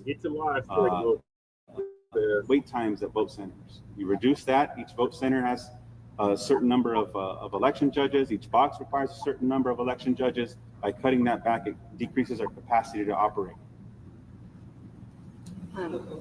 Yes. How many voters would realistically be affected with the before that? How many voters? Yes. The entire city. We have just over 533,000 registered voters in the city and county of Denver. That number continues to increase. And I'm glad that that number continues to increase. It increased by 9% in the last year. So, you know, our ability to make sure that those voters have equal access to the ballot box is what we believe in. The ease of access is what makes Denver elections the leader in the country. Yes, sir. The mayor suggested that he worked with all the other independent agencies to come up with a budget. Hey, you would not work with him or meet with him on the budget. Why is that? 9 meetings. 9 meetings we had with the Department of Finance leading up to the 2 meetings in the mayor's office. May 23rd and July 25th. May 23rd, we made it clear he had a request. The independent agencies were in his office, with the exception of city council. Made a request. We told him it is only a request. He knows what we're facing in 2026, and that won't be possible, but in advance, we did save money on the front end to be able to do that. It fell on deaf ears. So I asked for another meeting on July 25th with the mayor in our office with a whole packet that we prepared for him so that he can understand the difference in terms of election years. And that in an election year like this one, in a coordinated election year, the budget's going to be a little lower, which it is right now. When you have a contested primary and you have a midterm gubernatorial election, it goes up. Then in 2027, we're going to have 3 elections. We're going to have the city council, municipal, the municipal runoff. We're going to have the municipal primary, primary runoff and the November election. And in 2028, we're going to have the presidential primary, the state primary, and the presidential election. So that budget will naturally go up and down. We provided him with 5 years of budget data and walked through their office, demonstrating why it's important to be able to keep up with that and how elections work. This is something I've been adamant about with their office. 9 times we met with their office before before that meeting. So what he is saying is not only a false narrative, but is an outright lie. In an era of transparency, I expect the same transparency from the Department of Finance and his office. Yes. Can you talk about how you plan to approach the reconciliation process with City Council? Yeah. And how much money are you looking to get? Is it that 4.5 million? Yeah. What do you think support will be like? Yeah. I appreciate that question and thank you. I have a lot of respect for our charter and I have a lot of respect for the legislative branch of this city I come from. Yeah, you was a city council member. Unfortunately, the mayor has placed this at the doorstep of the city council. We've done our due diligence on the front end. We've met with him 9 times. We've worked with them, collaborated with them, kept them appraised of our budget changes. We've invited them in to look at our numbers, to give us guidance. They are the Department of Finance, and to be absolutely transparent with what's going to be expected of our office in 2026. That now has to go to the city council. And in that meeting, he practically dared me to. I find that unfortunate because the city council has to weigh so many priorities all around the city. Leadership needs to occur on the front end. I remain hopeful, knowing the values of the Denver City Council, that they are able to, go through their deliberations. We stand by, ready to support them with the information necessary to be able to restore our budget. Our ask is that an amendment be proposed and moved forward through the process of $4.5 million to restore what we need to be able to continue to provide the services to voters all around the state. Or not all around the state, but all around the state. I'm curious, Carl. Your office had $13.6 million in 2022, and they're giving you $1 million more this year. So what is the necessity for the extra $4 million? So the necessity is the fact that, one, we have a 9% increase in voter turnout, voter participation, voter registration. We have a 30% increase in the cost not only to print your ballot, but to mail your ballot to you. We have an increase in terms, I think it was like a 25% increase in terms of the minimum wage, right? 22% increase in the minimum wage. I'm not opposed to that. People need to be paid what they're due. However, that is a cost. So when you look at that cyclical ebb and flow of our budget, that's what that is reflective of. We're not asking for anything extra. We run a very efficient office. As a matter of fact, you look back there, we still have yet to fill those desks with the folks that we have in the web. These are projects that remain underfunded by the mayor's office. And we're tired of having to plead when we are an independent office, something that is expected by the city and county of Denver, the people of the city and county of Denver, to happen. Let's say you don't. Yeah. Let's say you don't get funded. Let's say the city council, the mayor doesn't fund you. What's your plan? Our plan is to do the best we can to inform voters of what to expect in the primary and November election. I will fight like hell for our budget. I will fight like hell for our democracy. I was elected to do so by the people of the city and county of Denver, not appointed to do so by the mayor. I don't work for the mayor, I work for the people. And the expectation in this city is that folks have equal access to the ballot box. And I will fight until we can't fight anymore. And I'm sorry to say that, and I'm lamented to say that I was prepared to do that against federal threats and federal incursion to our voting rights, but I'm prepared to do that in our backyard as well too. I hope we don't have to get to that point, sir. What message does it send to overall voters in Denver about the issues? What message do you think? That the fight for voter rights is not over. That the fight to access the ballot box is not over, and we each have a responsibility to speak up. I'm proud to do it on behalf of the city and county in Denver, but that fight for the ballot box, unfortunately, still exists in this city today. And it's evident by the lack of understanding, the lack of political will to recognize that there are some things bigger than your own personal agenda and budget. And that is the opportunity to vote in a free and fair election. I've been saying that shit for 5 years. One of the points the mayor's office has made regarding the web building is that in 2024, the city spent roughly $2 million to build some space in there. They are also then claiming that since then the clerk has decided that you don't need that space anymore or your needs have changed. Can you rebut that point from the mayor's office? Yes. Our office has been relaying our space needs to the real estate office and asking for capital funds for 6 years. 6 years, they've known that the object is and the goal is to consolidate in this building. We have made clear multiple times that the space in the web building would not address our needs for elections or record storage. We just can't do it. We were clear that we would move all of our recording staff to the Denver Elections Division building here on 14th and Bannock, and not back into our former space at the web. The former space at the web that they are renovating is part of the whole building's renovation. We made clear what our goals were. We don't know what happened there. The city moving forward with that build was at their own waste of $2 million, not ours. The mayor agreed that there's a better, higher use of that first floor space. I've had communication with him on it. I've had written communication with him on it. He agreed that it's better to consolidate everything here. We have that whole back area waiting for the city to make its move to prioritize this. And if I may add, the city is spending $4.9 million leasing Republic Plaza. And it will save some of that by moving agencies out of that lease space and back into the web building. This was when folks ask, well, what are your ideas? That is one of them. We've made our move.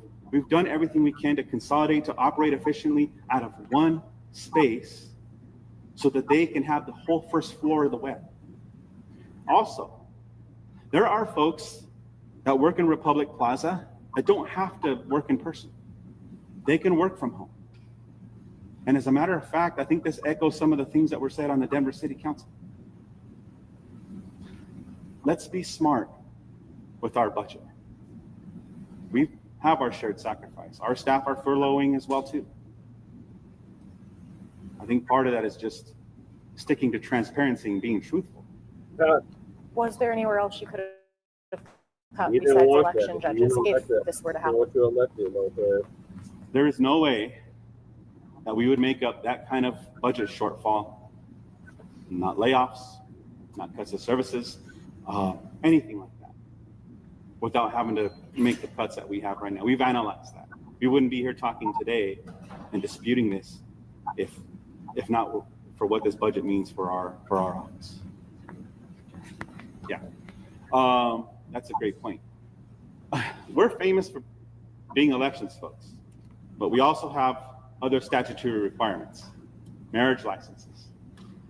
Right now, because of the confined space that we're in, the fact that we can't get support to open all this up, we can't move out of the web yet. That's beyond my control. So our marriage licensing system is backlogged. People have to go to other counties. We are a revenue generating agency. People who record documents, it creates revenue. The limited amount of space, the lack of the cooperation of being able to respond to our space needs, which you've seen earlier this year, has attributed to a drop in also that incoming revenue as well too. The other part of this is the public trustee. We've had two positions that have been held hostage by the mayor's office. One of those positions is my deputy chief public trustee. What does a public trustee do? We oversee the foreclosure process. And if those of you who have been paying attention since 2009 know this is critical. Right on the cusp of what could be a recession, the mayor's office is also denying us the request to fill a backfilled position in the office of the public trustee so that my team can oversee that foreclosure process. Right now, I have a team that is doing double duty. And that can't be sustained in a way that is expected and required of us by state law. State law requires also that those windows, whether it's our public trustee window or marriage license and recording, be open 8 to 5 business hours.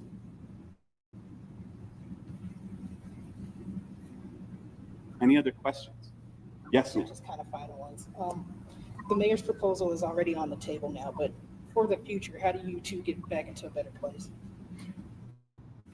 Have trust in your independent agencies. Invite us early on. And that's the message that we had on May 23rd. I'm not going to speak for other independent agencies. Is why did you not invite us in earlier? We can be helpful. This is my 18th year as an elected official, which means it's my 18th city budget that I've been a part of. 18, too many. Not once, except for now and, the little snafu we had in 2003, have we ever had to deal with this kind of overreach or disregard for an independent agency? Follow the charter. The charter is clear. The people are clear. The checks and balances in Denver are clear. Independent elections, independent auditor, independent courts, and also the DA. Those are the independent agencies. City council, 13 independent agencies on their own. That requires collaboration.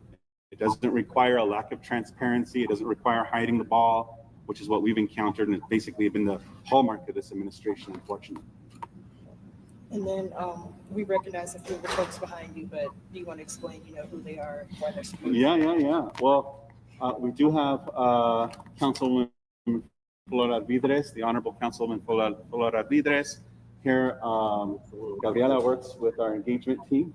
She's one of our folks. Todd Davidson is my Director of Elections. Do you want to introduce yourself? I'm Ashley Coxweiser. I'm on the Denver Election Advisory. And a member of the Republican Party. Josh Zeigelbaum, who is our clerk and recorder in Adams County. The clerks work together. This is my deputy clerk and recorder, Sabrina Ali, and then also my strategist, senior advisor, Ms. Sonia Garcia Olivari. So, thank you for being here. Yes, questions? Just to clarify the numbers, what's the budget going to be without that 4.5? I think I heard 14.2. 14.2 million. And we're looking at 18.7. That's what you need. 18.7 is what's necessary, yes. How much is necessary? 18.7 million. What was the budget last year with the 25%? 18.8 million. Now, 25% you're hoping to carry that over, or is this a whole new? This is a whole new budget, but part of it reflects the savings that we've had on our. Yeah, so it was 18.8 million last year, and our budget this year is 14.4 million. So that's the 25% decrease that we took this year, which, by the way, the mayor asked us to take almost $1 million additional cut for 2025, and we did so. They're now holding that for next year as well, which we were told it would be one time. And it is typical and has always been typical for this office for the election cycle. We go from one election to two. That requires an increase. That has always happened in the past. We haven't had to beg for it. We justify it with the numbers and we show them the budget, but you can't do two elections for less than we're doing one. Other questions? All right. Thanks, guys. Thank you.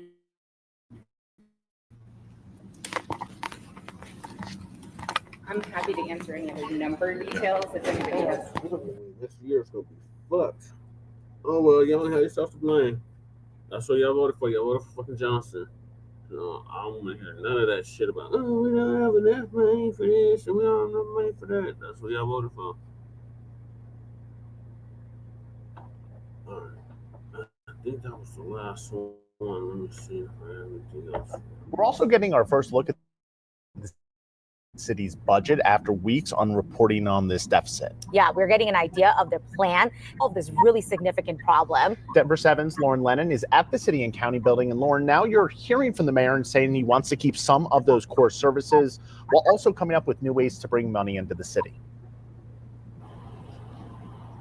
Yeah, Dan and Anusha, from staff reductions to new ways of generating revenue, there's a lot to this over 600-page long proposed budget, and it comes after 169 city employees were laid off just last month because of that $200 million budget shortfall. But Mayor Mike Johnston says that they were able to close that gap. Now, in this budget, it includes $118 million in personnel savings, $77 million in savings from services, supplies, and internal transfers, and $5.7 million in new revenue. Now, some of those revenue ideas, those include renting out space in city greenhouses to residents and increasing photo radar enforcement for the police department. We have worked to now close a $200 million budget gap across the city, and doing that all while protecting core city services. Now, while this budget maintains city services like parks and recreation and police officers, there's new reaction this morning from Denver City Councilwoman Stacey Gilmore, who says the budget will cut essential programs. One of the cuts she cited was to the Office of Children's Affairs, saying there will be no after-school or summer programs, which she believes will be a significant impact on youth. And she emphasized equity is a very important factor to consider throughout the budget. They have totally cut the foundational support for children, families, for communities of color that are at risk of involuntary displacement and or gentrification. There has been no bright light shown on those very real, vulnerable segments of our population.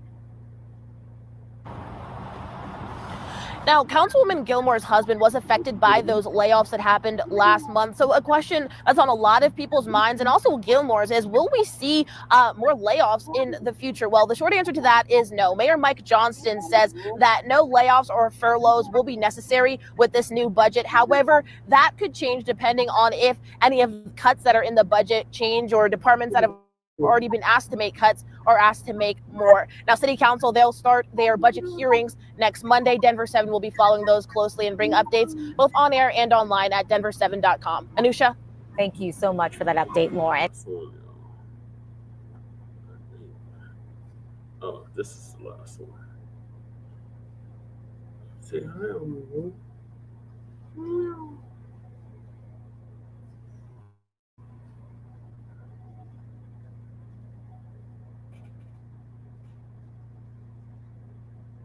Thanks for joining us tonight. I'm Kyle Clark. I'm Kim Christensen. Denver Mayor Mike Johnston says his budget proposal for next year will cut to the bone without affecting key city services.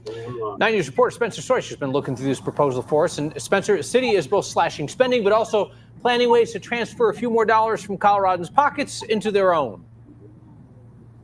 Yeah, the revenue that the city is trying to generate here will only account for a small percentage of the $200 million budget shortfall that they're trying to collapse here. But if you're driving on Denver roads in 2026, either slow down or say cheese to those. There is nothing left to trim in the 2026 city budget proposal, says Denver Mayor Mike Johnston. We're at the bone now, Mike. Any additional cuts here will impact core services. The city has a $200 million deficit. Denver has already saved more than half of that by laying off city employees and eliminating vacant jobs. But this year's budget looks far different than last year's, including how the city plans to generate revenue. The city is counting on an additional $2.2 million catching speeding drivers with those pesky photo radar vans and their tickets. It also plans to make another $2.1 million by allowing people to hire the fire department for inspections instead of a private company, and another $1.4 million through Denver Parks and Rec, selling less discounted memberships for the city's gyms and pools, and renting greenhouse spaces. We had a great park find that they get lots of requests from people who can't find greenhouse space in the city. All of those revenue streams should close just 3% of the gap. The mayor's office says the rest will come in other ways, only running the homeless shelters that the city owns, not offering raises to employees, and projections to collect more money from existing taxes. Ways that may not be fun, but would get the job done. You have to make the hard decisions to live within your means. You have to be able to balance your budget, even when it's difficult. The mayor's office noted that key services like trash collection, street sweeping, snow plowing are not going to be affected in this upcoming budget. Denver's not one of the only cities that's having an issue like this. In fact, 20 of the 25 biggest U.S. cities, according to Pew, have some sort of budget gap that they have to deal with, mostly driven by declining sales tax revenue amid economic uncertainty. Live in Denver, Spencer Soisher, 9 News. There's still a week of summer left, but it's going to start feeling a little more like fall. Ben is here with a quick look at the forecast. We're hanging on, but we're tracking a front, Kim, that's coming in from the north as we speak. So today was the warmest day, the most sunshine, mid-80s today, beautiful late summer day. Tomorrow's going to look a little bit different. We have increasing clouds, a cooler day, and a pretty good chance of rain from storms in the afternoon. So pack the rain gear if you're headed out and about tomorrow. Temperatures will cool a bit at 60. The Anti-Defamation League forwarded what they knew to the FBI months ago. They knew the person behind the post admired mass shooters, had an affection for white supremacist symbols and language, and was collecting tactical gear. But they say they did not know Desmond Holly's name or where he lived. The FBI says that it launched an investigation. We're still working to learn what exactly agents did to try and connect the posts to the person responsible for them. The 2 students hurt in last week's shooting are still in the hospital, and the school is closed this week. Today, Evergreen Parks and Rec, along with some local businesses, invited students to gather and be together. They provided music, games, therapy animals to help the students as they process what happened last week. We talked to a parent of 2 students who says going back to school yesterday to get their things was difficult, but she believes the opportunity to be offline and around their friends really did help today. They definitely are grieving the loss of their feel of safety. So they're going through the process of grieving. This is so appreciated, this gathering, because they need to see people in person. They need to interact.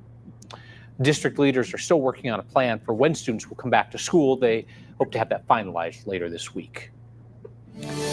Tonight, Thornton police say a man is in custody in connection with a 22-year-old cold case.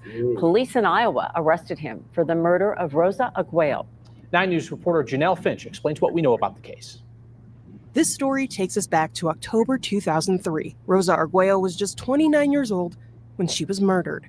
Investigators say she was found dead in a field in Thornton near Quebec Street and 120th Avenue. 22 years ago, 9 News spoke to people in the area who are processing the loss. I think everybody's still in shock pretty much. It hits us at different times. After decades unsolved, today Thornton PD announced an arrest in Arguello's case. They had issued a warrant for 55-year-old Robert McLean. The Dubuque Police Department in Iowa took him into custody. An arrest brings the case closer to justice, but it still doesn't fill the hole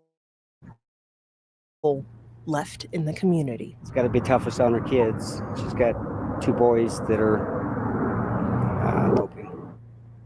Arguello was a member of the Hopi tribe. We reached out to the Colorado Missing, Murdered, and Indigenous Relatives Task Force as they tracked her unsolved case. They say they've been working with Thornton PD to get more answers. Janelle Finch, 9 News. We are learning more tonight about the man shot and killed by a deputy in Centennial. The Arapahoe County coroner released his name today, identifying him as 28-year-old Travis Barrett. The sheriff's office says the deputy shot him yesterday morning while responding to a report of shoplifting at the Walmart south of Arapahoe Road. Investigators claim Barrett had a machete and a knife. The shooting remains under investigation. CBI says it's making progress on its backlog of untested sexual assault kits. In March, there were more than 1,400 yet to be analyzed. The estimated turnaround for the whole batch was more than 500 days. CBI says its backlog was made worse by the Missy Woods scandal. The former DNA analyst faces criminal charges over accusations she manipulated in data in more than 1,000 cases. After that scandal, the agency outsourced some kit testing. It's also been working to train more scientists. As of 2 weeks ago, there are now 930 or so untested kits. with an estimated turnaround of just under 500 days. CBI set a goal of decreasing the turnaround to 3 months, and they now believe that they will get there by September of next year. Originally, they thought it wouldn't be until spring of 2027. I-25 is open again in northern Colorado tonight after a wrong-way crash shut it down this afternoon. Jeremy Klein shared this dash camera video with us showing a Larimer County deputy chasing after the car going south in the northbound lanes of I-25. The sheriff's office says deputies tried to pull the driver over near Loveland and they took off.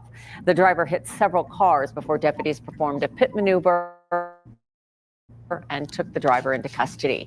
Deputies have not yet released that person's name. They also told us one person whose car was hit was hospitalized. It's not clear how seriously they were hurt. It's been 1 year since the Denver Public School Board voted to close 7 schools and consolidate 3 others due to declining enrollment. School choice then allowed those students to spread out throughout the district. And one high school has absorbed an international studies program, hoping to continue that style of learning. Here is 9 News reporter Rachel Krause.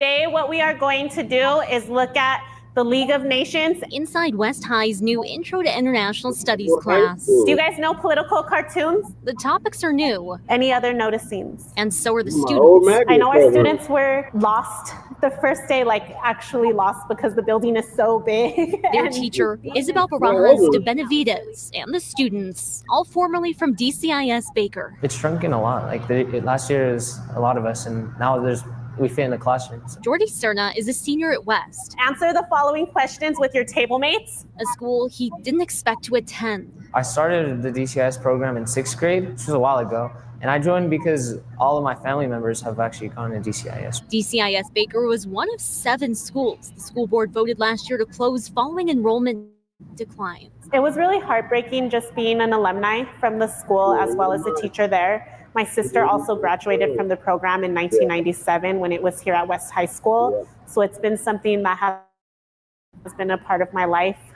almost my entire life. The district shifted the DCIS Baker program to West. DPS data shows of the 138 kids at the high school, just 33 made the move. The other 100 shifted to other schools. School choice allowed students at all 7 schools that closed to enroll where they wanted. But for Barajas de Benavides, the move to West made sense. We were at DCIS Baker for 20 years. However, the program started here at West High School in 1985.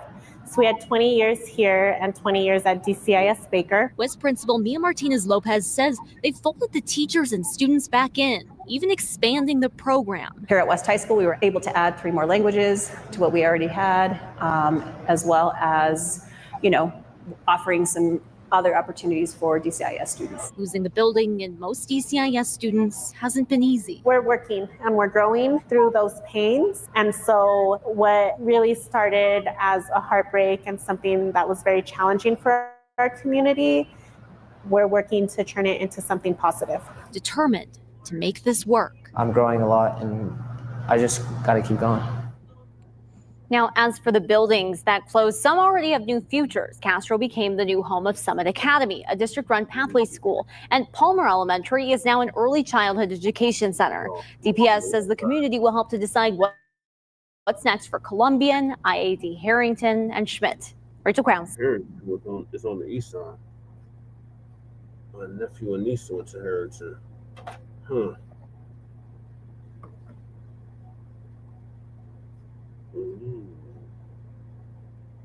All right, this is last video is about the Evergreen dude that said he had been radicalized. Already covered that. But let's see what to Colorado, where we are learning more about the suspected shooter who fired shots into a Denver area high school this week. Investigators say 16-year-old Desmond Hawley, who was a student at Evergreen High School, was radicalized through an extreme network, but they wouldn't go into detail. Hawley died of a self-inflicted gunshot wound after he allegedly shot and wounded 2 of his classmates. At last check, they are still in the hospital. Their names, though, have not been released. Authorities have praised teachers and other staff members for saving lives. There's still no word yet on the motive for the attack.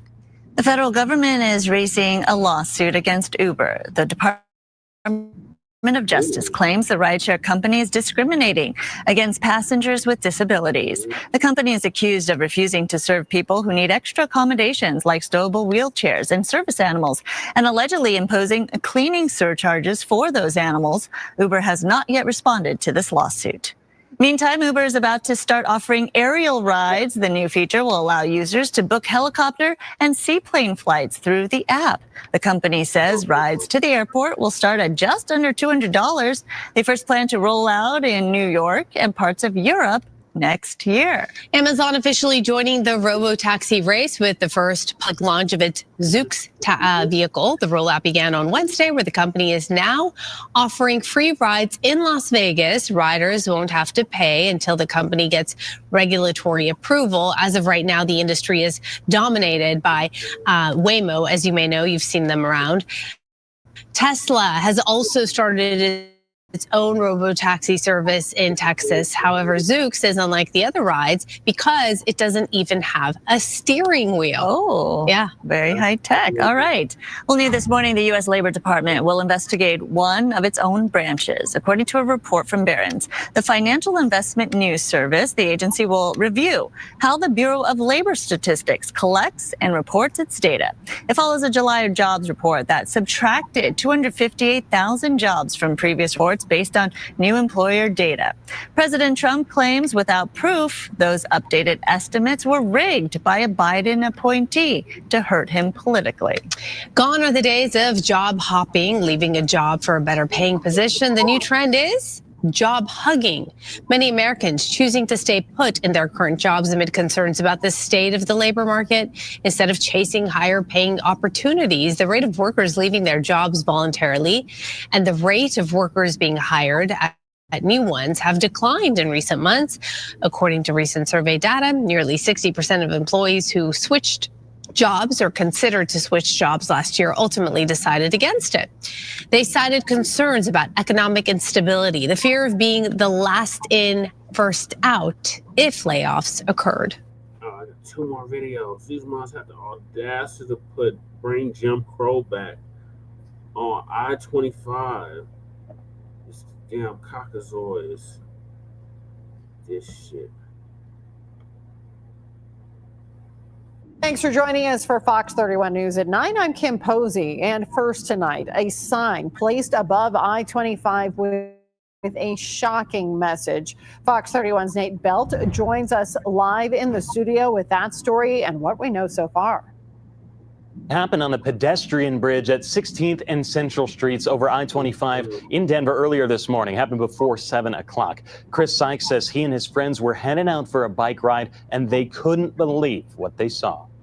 Chris Sykes has lived in the Highland neighborhood for 20 years. We absolutely love it over here on the north side. In 2 decades, he says he's never seen anything like this. This kind of hate should not be anywhere in the world, but regrettably, it still exists and it's shameful. As a friend drove into town southbound on I-25 Sunday morning, they snapped this photo. One sign saying justice for Irina Zarutska, the North Carolina stabbing victim that made national headlines. The second, the sign said, "Bring back Jim Crow." His initial reaction, disgust, immediately followed with confusion and disappointment. How did you reach the decision point where you are advocating for bringing back a 1960s, form of government that basically oppresses and vilifies a population?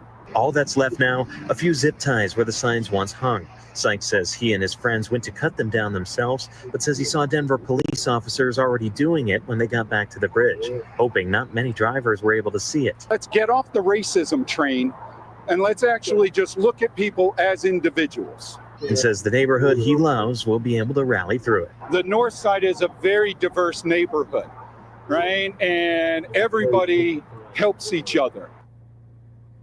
Sykes says he's thankful to DPD for cutting that sign down, and he hopes the person who hung it is found and held accountable. In the newsroom, Nate Belt, Fox 31. One more for y'all, and it's going to be a wrap. I just want about the damn Inglewood shooter again. Evergreen shooter.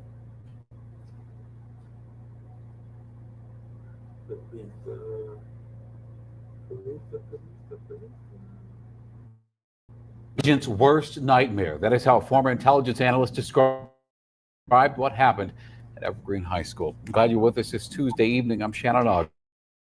And I'm Jessica Porter. The school Wednesday hurting 2 students before taking his own life. The Jefferson County Sheriff's Office revealed today he fired 20 rounds over 9. This new timeline comes as the FBI says they were investigating the shooter's social media accounts months before the tragedy. Number 7's Allie Jenner John live in Evergreen tonight. Allie, you're getting answers about why the FBI did not step in here. Well, Jessica, Shannon, you have to keep in mind that this agency gets hundreds of thousands of tips each year. That's what Jennifer Dobler, a former FBI intelligence analyst, tells me. And she says the higher the perceived threat, the faster it gets attention. But threats, she says, they're subjective. Dobler says if a picture or written content seems suspicious, an assessment is done. But there has to be a clear threat, reason, or probable cause to start doing searches. The FBI does tell us in a statement it was investigating the 16-year-old Evergreen High School shooter's social media accounts, trying to pin down a name and location in the days leading up to the shooting and even the day of the incident. What we don't know is what stood out to them and what urgency or lack of urgency was behind their investigation.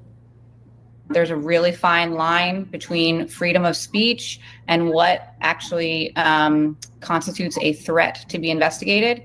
And that's a line that law enforcement is doing the best they can to walk. I hope that people can understand that they are being flooded with information and they're trying to balance those two things.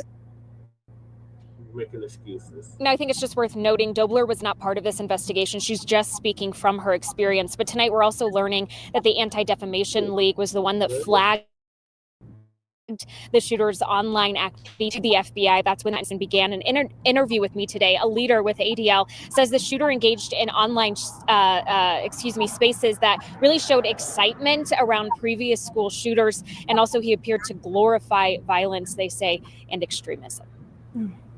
I mean, it's just shocking that the warning signs were there, Allie, and I'm sure the community wants change to make sure this never happens again. And thank you for that report. Well, students across the Front Range are planning another day of action tomorrow to stand in solidarity with Evergreen. Walkouts are expected at multiple schools across several districts, including Conifer, Legacy, and Mountain Vista high schools. Student organizers tell us they are protesting gun violence and demanding safer schools. This comes days after hundreds of students in Jeffco Public Schools walked out of class Friday to make their voices heard. Video shows students from Stanley Lake High School holding signs and chanting for change, hoping to feel safe in their classrooms. And the Douglas County School District is working to address fears after that shooting. Right now, district leaders are holding a school safety and security forum at DCSD Legacy campus. And Superintendent Erin Kane says this hits home for her. One of my children was at a high school very close to Arapahoe High School and was on lockdown for a short time. One of my children was attending high school when the STEM incident happened. And as a mom, there is nothing that is more heart-wrenching than that. And parents will have a chance to ask questions about the steps being taken to ensure their students' safety. We have a crew there in that room. We'll have a full report for you tonight at 10.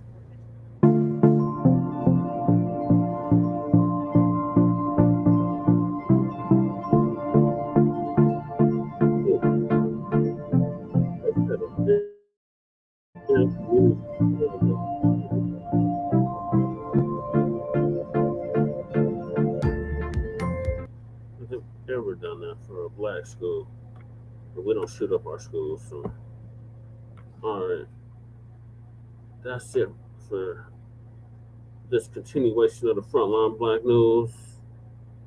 Join us this Friday for Grand Rising with Shabaka and the Chase.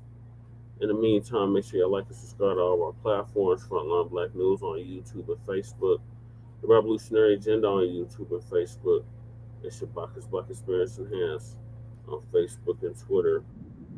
I do apologize we didn't do a Shabaka's Black Experience Enhanced.